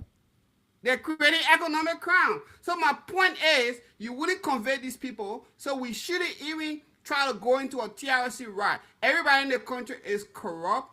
We got to look at it as it is, and then look at people with better intention. That's my point. Just look at people with better intention, because even the people that are in power right now, they are creating economical crime right now in your country. And to add, people are dying. Yeah. To add to Edwin's point, there were people that fought the war, but there were people that financed the war. Yes, they need to be held liable. Years. We want to talk about the people that fought the war. The people that we see. There were so many people that joined the revolution because of disadvantage, because they wanted to protect their lives, they wanted to protect their families. Okay, some of them came from a specific tribe, and their tribe was being hunted down. People joined this war for so many reasons. But how about the people that raise money for the war? We don't talk about those people. There are people that right now in Liberia, what have we learned from the war? So what Edwin is saying is that we shouldn't just crucify the people that fought the war. Because crimes are being committed right now, even as we speak. Economic crimes that are killing Liberians. We don't talk about any of that. We had a whole show on youth drugs. Yeah, we had a whole show on it for youth dying. OD on drugs. Are killing young people watching. Somebody had to take AK-47 before you know they're killing people. It's not happening because people are shooting, but people are dying. Liberians are dying because of other people's actions. Okay, this is not to justify anything, any of the warring faction or any of the warlords did. But I think Edwin's point that I support is that when we are criticizing, let us be holistic. Okay, we shouldn't just pinpoint on people. When Senator Johnson was elected, that's what they did to him. When Senator Johnson supposed CDC, United Party of people will be talking about war crimes code. When you go to United Party, CDC will be talking about war crimes code. Now he's dead now. Nobody talk about that anymore. You know, we are not a serious people. Dr. Wallow, to the panelists here. Go ahead, Sergeant Montgomery. No, finish your thought, bro. Finish it. I think the mistake we made after the Liberian Civil War, not to limit those who participated in the Civil War to just citizens, but not to participate in a political debate, or maybe being a politicians or country leaders. I think that's a mistake we made. We should have drawn a red flag, a red line, that ex-combatant or whoever committed crime against Liberia, participated in the Liberian Civil War, cannot hold a political leadership or government, anything in the government at that point in time. We made a mistake. But we did give. I trust some people money point the government right now. I trust some people money. You're going to send them back in the bush. Okay. So what happened to Rwanda though? Rwanda did they go back into the bushes? What happened in Sierra Leone? Did they go back in the bushes? No. Sierra Leone brought war crimes code that gave them a due process. But that's what I'm saying. So but you're not talking about due process. You are talking about denying them of their constitutional right because they fought war. You can't do that. I'm just saying. Because you have to convict someone. You have to convict someone for you to say, okay, you cannot do X, Y, Z. Okay, without a due process, you can't. There's no rebel leaders in Sierra Leone holding high powers. You don't know the current Sierra Leone president fought the war? I doubt it, bro. You don't know anything about Sierra Leone. No, he did. Madabio fought the war. But anyway, that whole region, he who fights get rewarded. That's the whole region. That's the whole. Yeah. So let me say something. I think Dr. Wallow and Edwin struck a very good point here, and I would suggest as one of the panelists on this show that if not next week, but sometime in the near future, we should discuss about those guys that funded the war I think we should have a whole segment or show on that, because like we've all been saying, it's one-sided. But you guys heard me clearly. I said there's two sides to what Bodneke, Joshua Blai was doing there, for which I cited all two. But let me say something. When His Excellency Dr. George Manneh Weah ascended to the presidency, first, it was coming from the back of an exit from Ellen, who served 12 long years with all of the security apparatus in the country. What Ellen did when she was leaving, she took everything away, because the hope was going to be that, oh, after I may have left, the country would have just been plunged right back into chaos, for which the paramount focus of His Excellency Dr. George Manneh Weah was the peace. Every international committee, every international sector right now has recognized that it took a George Weah, with all of the sanctioning that the United Party, the ANC, were flying, paying lobbyists to impose on the country. It stood the test of time. Peace was in Liberia. What happened fast forward? Corona came. It was in the plan of the Excellency Dr. George Manneh Weah to persecute, bring guys to the book. But how will you be persecuting people when there's no peace? This man was taking time to build. Build what? Build the AFL. Different security. Well, you couldn't turn around when you got locked. The sanction here. So when Dr. Wallo said, oh, George Weah should have done that, well, the whole country, the whole world was crippled when Corona took over. 3 years affected this man. So what happened? We got into election. The Unity Party now knew that it was in this man's plan, but they took advantage of the fact that they wanted to become president. They wanted to sit on the seat, for which they made that a campaign ad. Fine, I give them kudos and work to them. When they came up, but what did they do? They played that deceptive card. Oh, well, one crown code. They want to create the office, but we know it was not going to go nowhere. It was all bluff to attempt to make a mockery out of Prince Johnson. So I don't want people to say, oh, George Weah was there. What did he not do? He maintained the peace of the country. That was a paramount. So I want guys to rest this man's name. The man is the finest man who has ever hailed from the soil of Liberia. Take it or leave it. Alexander Cummings stand no chance in front of George Weah in terms of going to the ballot. Alexander Cummings is incompetent to Liberia people. Nobody know Alexander Cummings. From a 1% to a 7%, this is the man. I hear people running around. Guess what? Nobody know Alexander Cummings, even in his own town, Maryland. Alexander Cummings is a weakling. Alexander Cummings is not known. This guy cannot even project the whole good 30 people in a conference room. What are we saying here, my people? Is that the guy we are going to look back to? This man who sold sugar water all around here, people say, oh yeah, corporate America, what? Look, the condition for which Alexander threw us under, I myself, as a non-businessman, would have succeeded big time.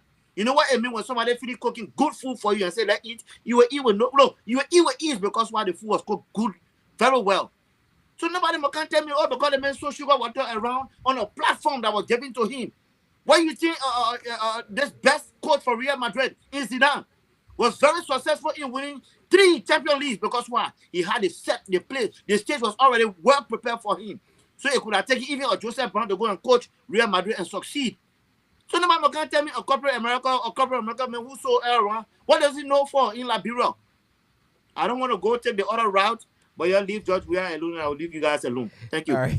Let me make something How clear. do I feel the city Brother should be Montgomery, us in the this is what I would say to you. you, You call it talking point I yet. come in, Edwin. The point I'm trying to make it to you, Brother Jesse, when Edwin was leaving power, okay, for that 12 years, there was an international committee assessment made that Liberia was ready, the military was ready to protect the police department. So every security apparatus were ready to protect Liberia. That was the assessment. So Ellie did not take them personally and say, leave Liberia. There was an assessment for the 12 years. Oh, so the timing was just in favor that when she was leaving, they could leave too. Okay, that's we call that catch 22. But see, I will spare you. I want the other 2 people. No. I will spare you. I want Dr. Wallo and Edwin to mention George Weah again, and then everything I have in my arsenal against Alexander I did not mention George Weah. Yeah, we see it. I did not mention George Weah. What I said was No. after Ellie, You for 12 years on the show right now. I want you to serve as a 12-year pack car. I'm talking to Dr. Wallo and Edwin. You leave George Weah because you know George Weah is the only threat to you. Why you guys are afraid of George Weah this much? And it is the only man who But have proven that he but loves Sergeant the Montgomery, country. but Sergeant Then you will Montgomery, go take comments from none of somewhere, my none of brother. us here, none of us here have brought in George Weah into the You say conversation. You did bring him just Dr. now. Wallo did that. Dr. Wallo did that. Don't do that, CEO. We'll be charging you for bias. Eric showed that man looking for a versus CDC topic. He looking for a versus, and he trying Dr. to Wallo. pick in a provoke. Dr. Wallo. Yeah. But we're not doing. Why you doing pick it, bro. We're not falling Sergeant for it. Montgomery? Look, let me tell you something, right? It's like you say you won't be a father. Okay, I won't be a father. I won't be a father. Now you are a father, then you say being a father is too hard, right? Right? President, we are wanted to be president. Being president is not easy. It's a hard job. Gentlemen, I think let's go to the next topic. We'll talk about George Yeah, Weah. but Yeah, one because you second, people be kind of one wonk second. and- Hold on. Being a president is a hard job. All right. For Sergeant Montgomery to be coming and see there was COVID, there was drawdown on mail, there was this one, there was that one. That's what the presidency entails. It does not come with easy problems, right? If you are president, the difficult things come on your desk. Okay, so we expect that. My mention of President Weah, it was that President Weah was president for 6 years. He could have brought the war crimes code to Liberia. The reason President Weah did not bring it is because he thought that it was not necessary. And I agree with him. It was not necessary. We don't need a war crimes code. Thank you for the apology. I appreciate the apology. It's not an apology. What we need is clarity. What we I need, appreciate the apology. what we need is economic crimes code, not war crimes code.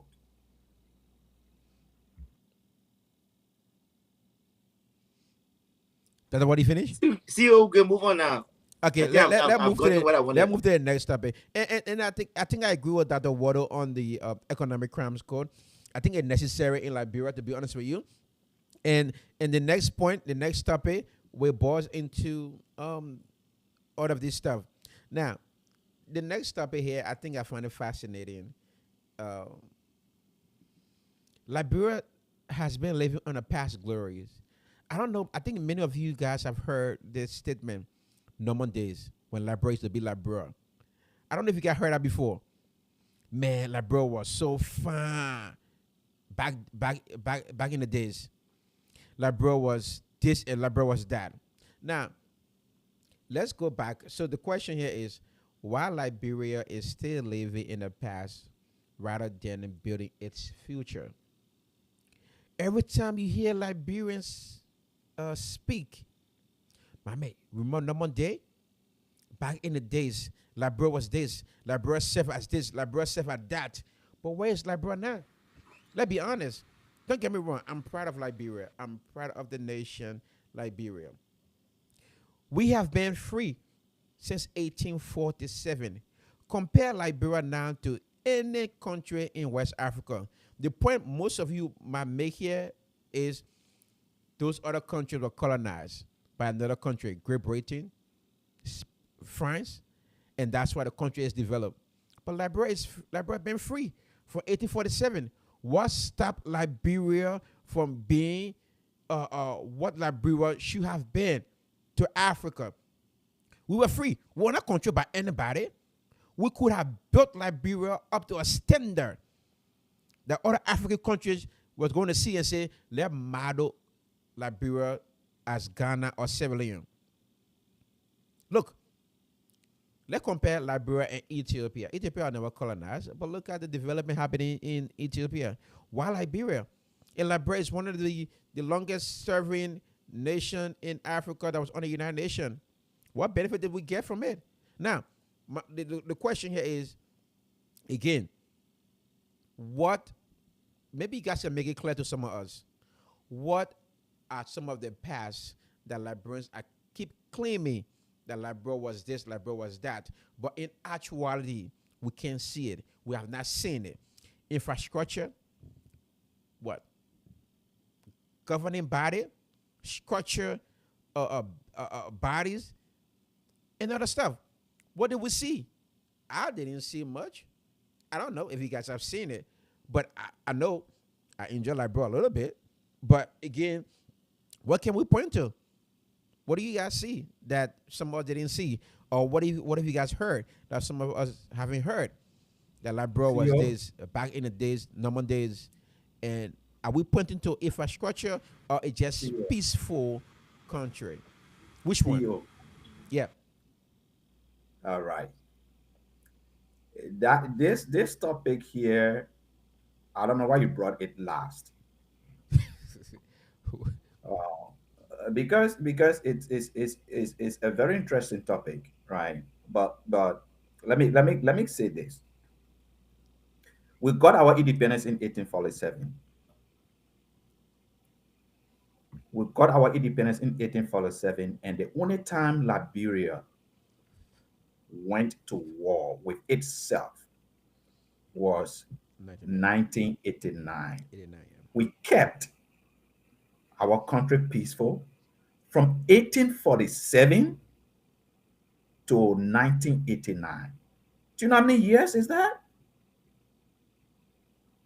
To keep a country that have free slaves mixed with indigenous people trying to form a government from 1847 to 1989.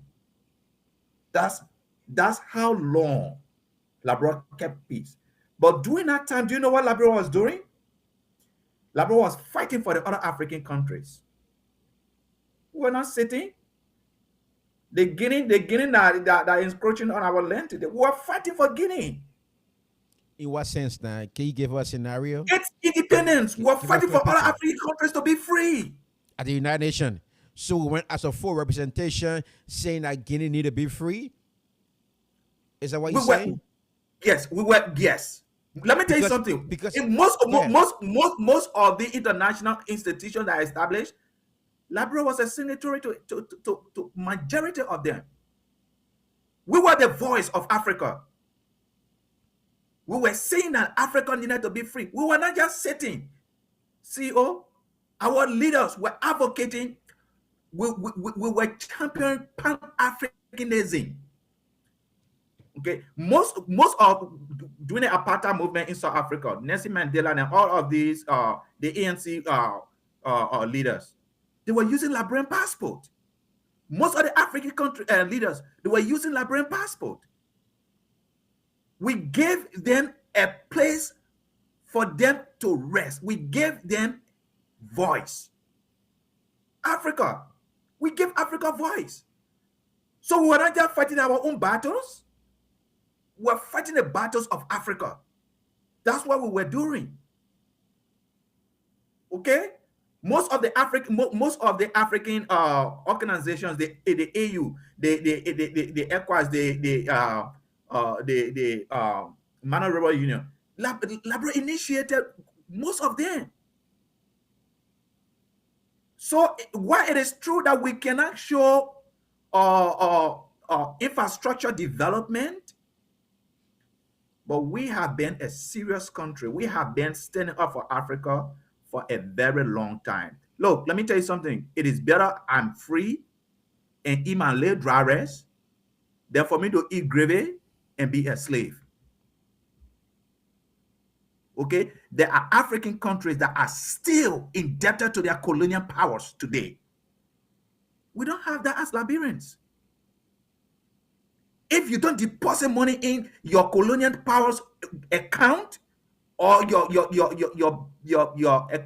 account is not in their country, you cannot do anything substantial in your country. Liberia don't have that. We don't have that. That is something we should be proud of. We can work on the infrastructure development, but we have been a free people. We have been a free country for a very long time. We fought civil war, and we are not going back to that. We have experienced that, and we are not going back to that. So we will build our country, but we will build it gradually.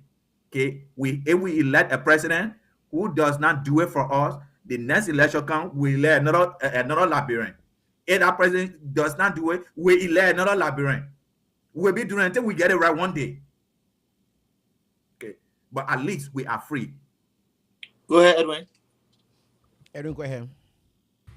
Well, I wanted you to come in, but I can come in because you don't want been talking about all these nice rules that we had and for some reason got broken. But No, I can come again, and do it better if you don't mind. this is a very interesting topic. Again, it's very lengthy. I don't think it can be summarized in the few time that we got here. It's very long. Uh, in summation, without going into a lot of details, I would think Liberia has a American complex. That's the reason. That's contributing to our being left behind in a place. Because what do I mean by American complex? When the free slave got over there, they're supposed to help the indigenous, and with what they are seeing over here, show them the way, so we can build a country together. But when they came, they started practicing colonization itself, try to make the indigenous people treat them less than what they are. So that's how our country was set up. With all the freedom and things being compared to Ethiopia, the only free country in West Africa, these are all good things. But developmentally, with all the enrichment in resources, we never had one skyscraper in our country. We don't have any valuable before the war or the 1800 that we can boast of. All the American people that led most of the presidents of the country, they come to school over here. They lead in a communistic style of government. That economics is among family. The economy is not redistributed to the population like the way it should. These are the problem. We never had like a real written constitution to follow. We might something to that effect, but something that was enforced through laws and orders, and like constitution, police station, things that were enforced. It was our country always been the very few percentage people that had the privileges, and then looking down on the indigenous people. That's our main problem. That's what led to non-patriotism, because we're not patriotic in our place because of the American influence. Being friends with America is not a minus, it's a plus. Being from one of the richest countries in the world, not one of the richest, but the richest country in the world is a plus. But we didn't utilize our friendship with America in a way that we can be better than everybody within our region, since we have the freedom. We're not anybody that you put over there from Tubman time to Tubman, what did a deal with the American people. You can't blame them. Went to business table, 99 cents per acre for 100 years. Business that only for him is not benefiting the Liberian people. If that deal were going to go the other way, making sure that they build infrastructure and build factories in the country, and then they can export it over here, it would be a different Liberia today. So that deal alone contributed to people can just export. Liberia is the only country where you can send any amount of money from the country without people checking you too much, because they're opening up for all of them. We're not patriotic enough. Ghana, and they're young. Ghana had a little bit of British presence, but they drove the British people out. They had their own civil war situation. But the Ghana people don't have American slave or American slave trying to make the indigenous people look bad. Problem. We in Sierra Leone do have that problem. That's what we are. So the Ghana people, they're very patriotic. They build our roads. They sweat. They work for 10 hours a day to make sure that bridge is built. Every educated people in Liberia got two ways that the world, unfortunately. They want to be in America and they want to be in Liberia. Like children come to school in America and then they use the country to steal from. Again, I will stop right here. There's a lot of things that contributed to what Liberia is. I like the freedom part that you spoke on. We're one of the few countries. But look at Ethiopia. Go on YouTube and pull Ethiopia. Look at the skyscraper. Look at Ethiopia at night. Yep. They're patriotic. They build our country. And they came around 1939 to 1941 when they 1936 were occupied by the Italians and drove them out. So they're younger than us too. Anyway, they were not occupied by the Italian. We show actually have- Ethiopia and how to do stuff. When we went over there, we showed Ethiopia how to do stuff. They respected Tubman and Tubman, and they respected them. They don't want brought the coffee seeds back from Ethiopia over there. So it's a long topic, it's very lengthy because our problem is not all about the freedom. The freedom is fine, but we never had any valuable that the people destroy around the world. Tell me what city that was running fluently like a fine-tuned machine that the rebel destroy. If we had those, the first thing, the peace was going to be easy. If we had something not to destroy, we're not going to fight for that long. Because there was nothing there. So anybody can just shoot. What skyscraper we had in Liberia that have been destroyed during And I'm just telling you, if we have a valuable, if we have a Sima city, that downtown Charlotte over there, if you have Sima city, we'll be afraid to fight. Because if you have valuable, the Guinea we're just talking about, they have too much valuable. They don't want to fight. They don't want to fight. We never have valuable in that country. We have freedom. I don't like dry red Dr. Wallow. I like gravy. Let me start right there. So let me ask Dr. Water a question here, right? Dr. Water, I know you spoke fluently about Liberia's position in Africa and how Liberia aided other nations in Africa to gain independence. Now, let's talk about the OAU. That Liberia was one of the founding members of the OAU. Liberia also aided in Ghana being what Ghana is today. But Kwame Nkrumah statue was erected in Addis Ababa. Why not Liberia's president, former president, if I may ask? Even all the roles that you listed that Liberia has played in Africa as a whole, why Liberia's former president statue were not erected in Addis Ababa? Is there anything wrong with it? Well, I don't think anything wrong with that. Well, let me You don't think so? first say one second. Let me first say that Okay. I will have to research that why Kwame Nkrumah statue was erected and no leader from Liberia had a same honor. Okay. But just on top of my head, Kwame Nkrumah was one of the vocal voices for Pan Africanism during his days. That man was everywhere. Okay, he spoke a lot with Liberian leader, most especially President Todbor. President Todbor was, he was playing it safe with the United States. But Kwame Nkrumah, he was everywhere. He was speaking for Africa everywhere. But when it came, right, to fighting for African countries' independence, Liberia was always there. That's the point I'm making. Okay. But I can tell you why he erected Kwame Nkrumah. Yeah, but the point I'm trying to make here too is if Liberia has done this for Africa as a whole, trying to have other African nations gain independent and be free of colonialism, then I think and then Liberia was one of the founding members of the OAU, being in her position at that time. I think we should be represented in Addis Ababa.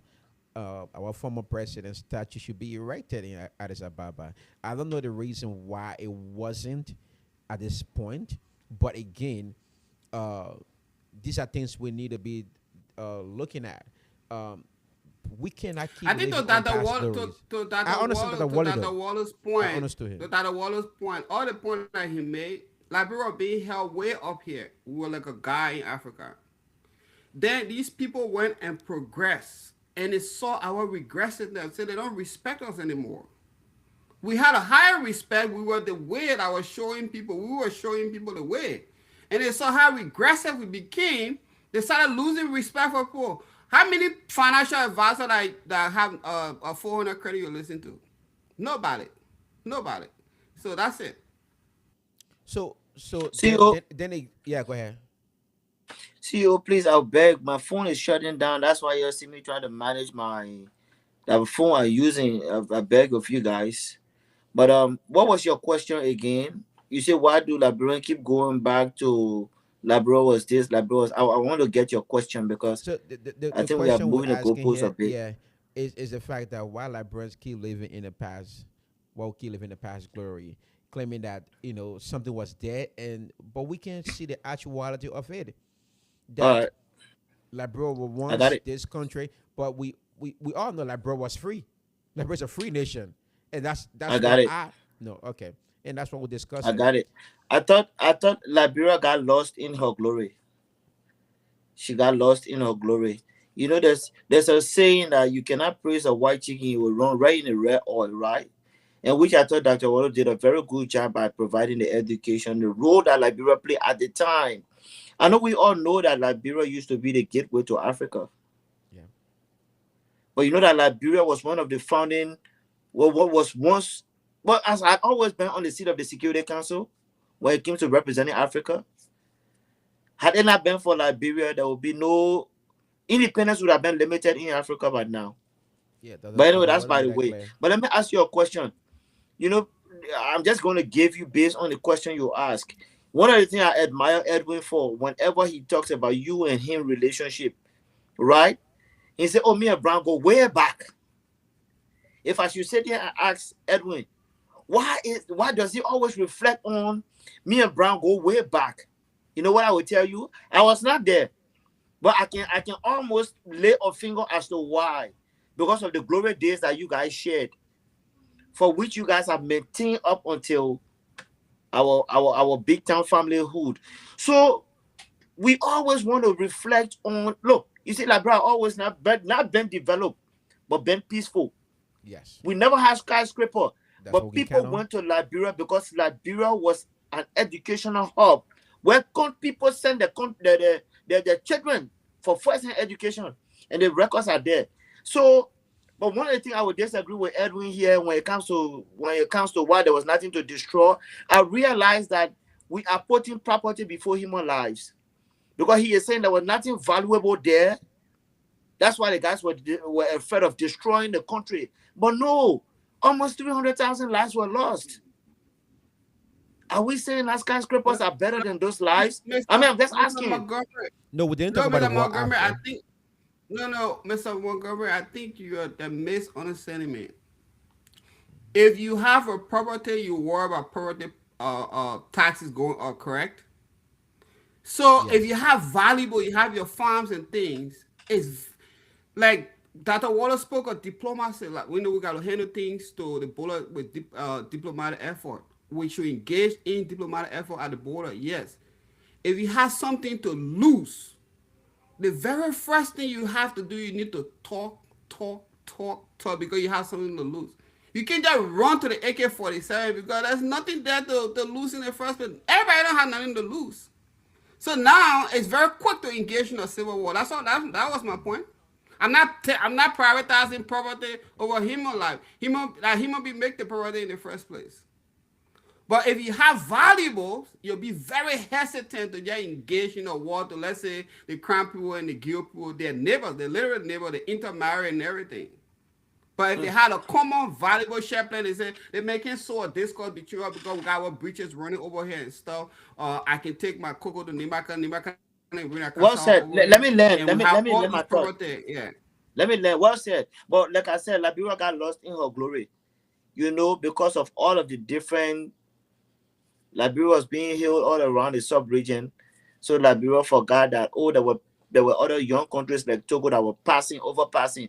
Even though you give me the baton to run, but now I've run past you, and so Liberia is left behind now. And now we are 200 years behind and we are trying to catch up. It's almost impossible. But yeah, that's why people keep reflecting on the past, Joe. Yeah, Labra produced the first female to head the UN Security Council. So Labra have been a big deal in the international community. Okay, but what we have not done. Look, let me tell you something about us Liberians. We know how to fight for other people. We don't know how to fight for ourselves. That is something that we need to learn to do, right? To I don't not, think I'm a real librarian. Then, if that is the case, I'm not a real librarian. Because I don't know how to Well, fight for other people. I really no, don't no, know no. how to fight. I'm talking about In Liberians general. in general. I'm In not talking general. about individual Liberians. And that's true, Oh, okay. Edwin. We've always put other people's issue before ours. We Before put other us. people above ourselves. That is That No, is true. my that what I'm agreeing with you because I know what go around in the community when other people having party, we take it higher than our own party. I know what you're talking about. I'm That's just yeah. true. giving you a hard time. Yeah. But you know, we have to now learn how to treat ourselves better. You know, how to stand up for ourselves, how to make our country look, Labrock who have even with with the little we had. I have a Salonian friend who always tell me, he said, look, man, you're Liberians, man. We used to be jealous of you guys. You guys are the only people in Africa that could wear sneakers. He said, when we see Liberians come to Freetown, the way you guys dress, man, we used to be envious of you, jealous of you guys. It was easier That, for any. that's a little brother said I would do a flare. You tell you now, do a flare. Even if they were Doga Flava, man, the people no, that the point, Now you can play, but it look good. Oh.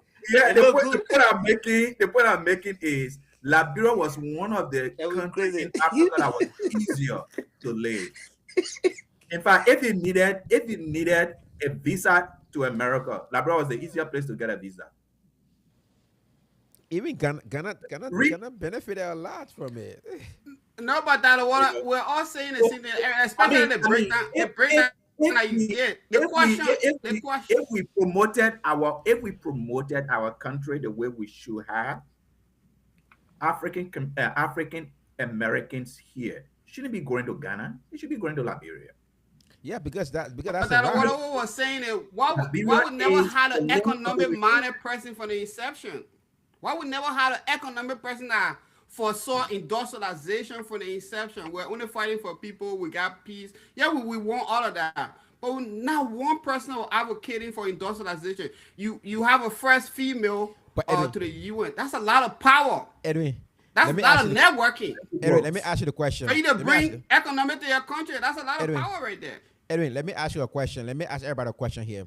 During the period of industrialization, that's when slaveries were taking place. Okay, so now most African countries were lacking a particular part of the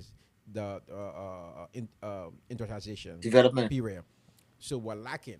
So you asking that now, I think it should be what can we do to play catch up?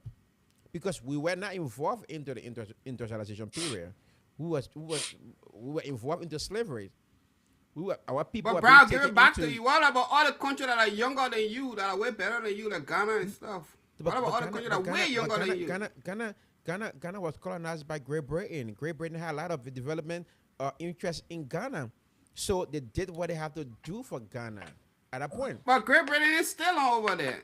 They Joe, The way America been They your did. country since it's been there. But Joe. but Still on there. but Liberia was never colonized by America. Yeah, go ahead. please, I would like to do my closing because my phone is dying. My Okay. charger won't reach to my phone. But please, after the show, I'm begging of you, Dr. Wallo, I would like to have a short conversation with you, if you don't mind. Oh, that's fine. So let me attempt to answer your question. And again, it's been good. It's been a very good show. Let me say thanks to our listening audience. I'm at a 1 bar on my phone here, so I'll have to do this real quick. But Joe, just to answer your question, what can we do right now, right? And there's a book I will always encourage all of you to go and get. The only thing that can help Liberia right now, right? I want you to see this title. You know what the title is saying? Yes, other You see nation. what the title says? As a nation. Righteousness exalts a nation. Why do I bring this up? There's too much blood in our land. We shouldn't fight for infrastructure development. We have to fight how to live right as Liberians first before we can start looking on the outside to say we want to build a... Look, there's too much blood in our land that we need healing. For me, infrastructure development it should come last. The lives, there's no human value on life. Liberians are not afraid to commit crime and to commit sin and to even murder. Righteousness has gone away from that country. The only way Liberia can be exalted The only way Labrador got to be exalted, we got to live righteously in our country. With that said, I want to say thank you. It's been a very good show. I will hate to get off this way, but I will have to get up because I don't want it to just shut down, and I can't come back on. But it's been a good show. After the show, Dr. William Junior, please give me a call. Thank you, guys. Don't worry, that the one way attack you on this show. So next I next love that. Sunday, I love come that. prepare. I love that. I love that. All right, brother. Thank I you. can't attack them all, man. Man, just you, man. You're promoting my ball guy, so I can't attack them, man. Right? Oh man, look, this topic is interesting. To be honest with you, I think Liberia, we okay. Hold on, guys. Liberia, I think we need to stop living in the past and focus on the future. And that's why Ghana, you have some Ghanaians are posting picture of city of Accra, universities in Liberia to the university in Liberia, comparing structural development by both countries. And again, I think they have the right to do it. Equally so too, we have a government, and we should be, you know, if Addis Ababa can do it, Ethiopia can do it, we can do it. CEO, let me tell you something. It disappointed. We need a different kind of leadership. Not leadership that are stuck in the past. Yeah. Not just Not leadership, leaders, but what it's not every leaders that are it's stuck in every the past. Liberian. What are you talking No, about? no. Hold on. The reason Librarians keep talking about the past is because the past has become the best we have had. Okay? That means we are stuck in the past. That's the best we have had. Okay? What we now need to do is to turn it in a way that we begin now to, think about a better future. But when a group of people keep referring to the past, that means they don't even see a brighter future. Yeah, I agree Okay, with you. that's what I said. We need a different kinds of leadership in our country, not leaders that are so familiar with the past. This is a different world. We live in a different world now. We live in a world where AI can now represent you. Okay, AI can represent you. AI can do this entire show. Okay, that is the kind of world we live in, a world of technology. We can't keep electing people that don't even know how to send an email. They don't even know how to check their emails. Okay, if we want to move forward, we have to look for leaders that are very progressive, that think of tomorrow, not just today. Not what I'm going to get today, not what I'm going to eat today, but what can I build that will sustain my children's children. Okay, those are the kind of leaders we want. Leaders that care more about legacy than personal benefit right now. Okay, and that's what I keep saying, that the next election cycle should give us a very good opportunity. We tried the CDC, we have tried the Unity Party. The two parties have not helped Liberia in the last 20 years. We can't keep repeating that. We need to look somewhere else. We need to look somewhere else.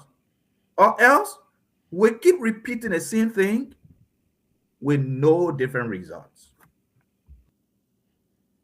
Can get that water. Look, in this what I would say that the water in to be honest, with the oldest African nation in Africa, I think Liberia should be represented by infrastructure, economic development, and educational level, and we are not there. And I think it's problematic for all of us as Liberians. And I think let's look at our highways in Liberia. Let's look at our international airport. If it wasn't for the grace and by the help of the United Nations, our IA wouldn't have been, we wouldn't have an international airport in Liberia. And again, look at your airport highway. Look at the highway from the airport to Monrovia. We have dignitaries going into that country, driving on that road. I know you guys been on that road.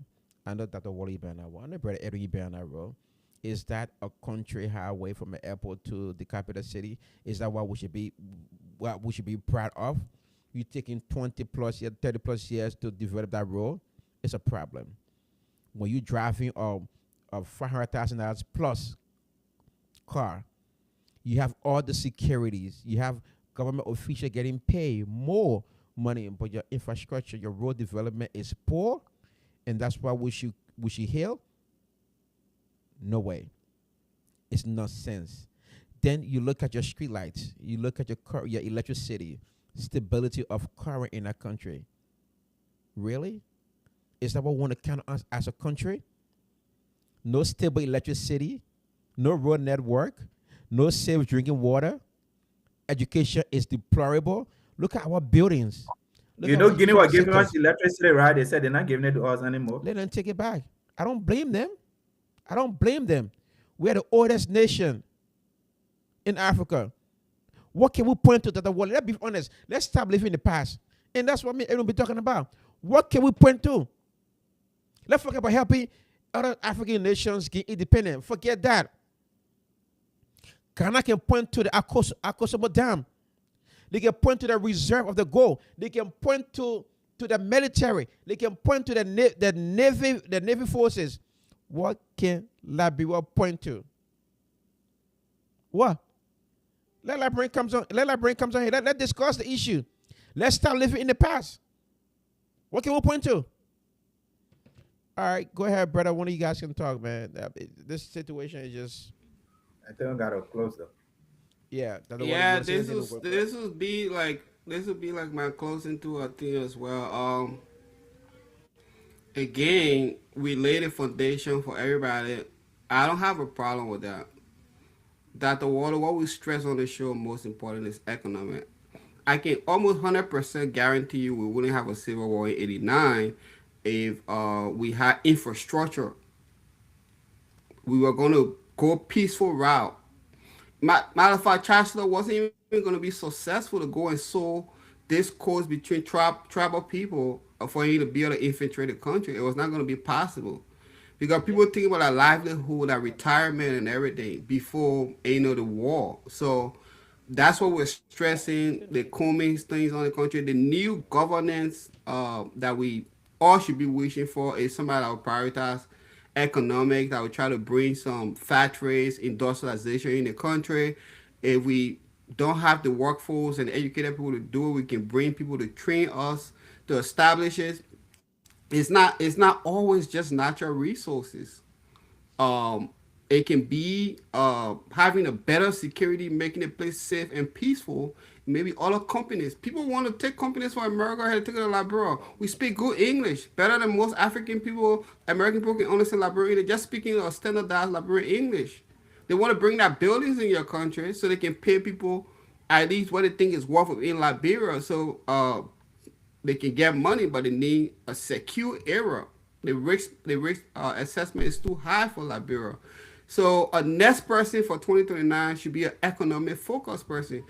I said relate to Guinea, the engagement with the Guinean forces at the border of Gigadu or not Gigadu or Lofa County. I think we should handle that diplomatically. It should be a diplomatic effort. We don't have to force for now. I don't think Guinea want to fight Liberia, but we should be able to get guarantee as to whatever transpired before. It's not going to happen. We should be able to communicate that to the Liberian people. But Liberia should be focused on mostly economic. It looks like we're not doing that. So this current government, it's not even heading that path. So we need a new governmental style that will make the economy a focal point for that country. That's the only way we'll start talking over here and start seeing actions in the country. Thank you, guys. Thank you, Brother Edwin. I think it was a great show. I think we spoke on a lot of issues. Let's continue to keep our country in prayer. Let's continue to keep our president and the leadership of our country in prayers. We are not where we want to be. We are not where we used to be. Progress might be slow, but there has been some progress made so far. Let's keep working at it. That is the country we have. Let's keep working at it. Let's keep making ourselves better to make Liberia a better country. So, yeah, thank you guys for following us. Send us your comments, and we'll be more than happy to respond to you. Thank You you. done?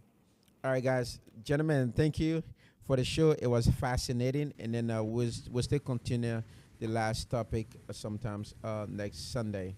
And again, thank you for your contribution. Brother Edwin, can you just give our closing so we can leave? Oh, I closed, but I was just saying that as it relate to the solution towards the Ebola over there, we should do a diplomatic effort. We shouldn't listen to ex-combatant militarily. Not to say that whatever they verbalize doesn't mean anything. They're citizens just like everybody else. We're all on the equilibrium when it comes to vocalizing what we think about the country. But we shouldn't listen to that as a military expertise. We should go over there, talk to Guinean people, try to engage in it with a diplomatic effort, make deals, cause I think a solution communicated back to the Liberian people. Let's move forward. We got too much to lose with gaining that onions that business will come to Liberia. So we need to be friends. So they should take the diplomatic approach at the border, not militarily. Yeah, I think the frustration they're expressing is the fact that the Liberian government didn't take swift action at the border. So I think that's why most of them are responding to the border crisis. And again, that's a pretty good point you made. And But again, but Brian, how will mhm. you take a swift action if somebody trying to steal at your house? You get no going in the house. You looking for what to take? You see, yeah, I feel like You a want to gun. take knife first, broom, whatever. Or the action is swift when you know where your gun is. Come on, bro. All right. All right, ladies and gentlemen, thank you for listening to Action Required Media. We say here we educate, entertain, and empower. And again, we'll be on next Sunday. If you want to come on, you can contact me or contact any one of us on the platform. And again, we say thank you. Have a blessed and wonderful Sunday.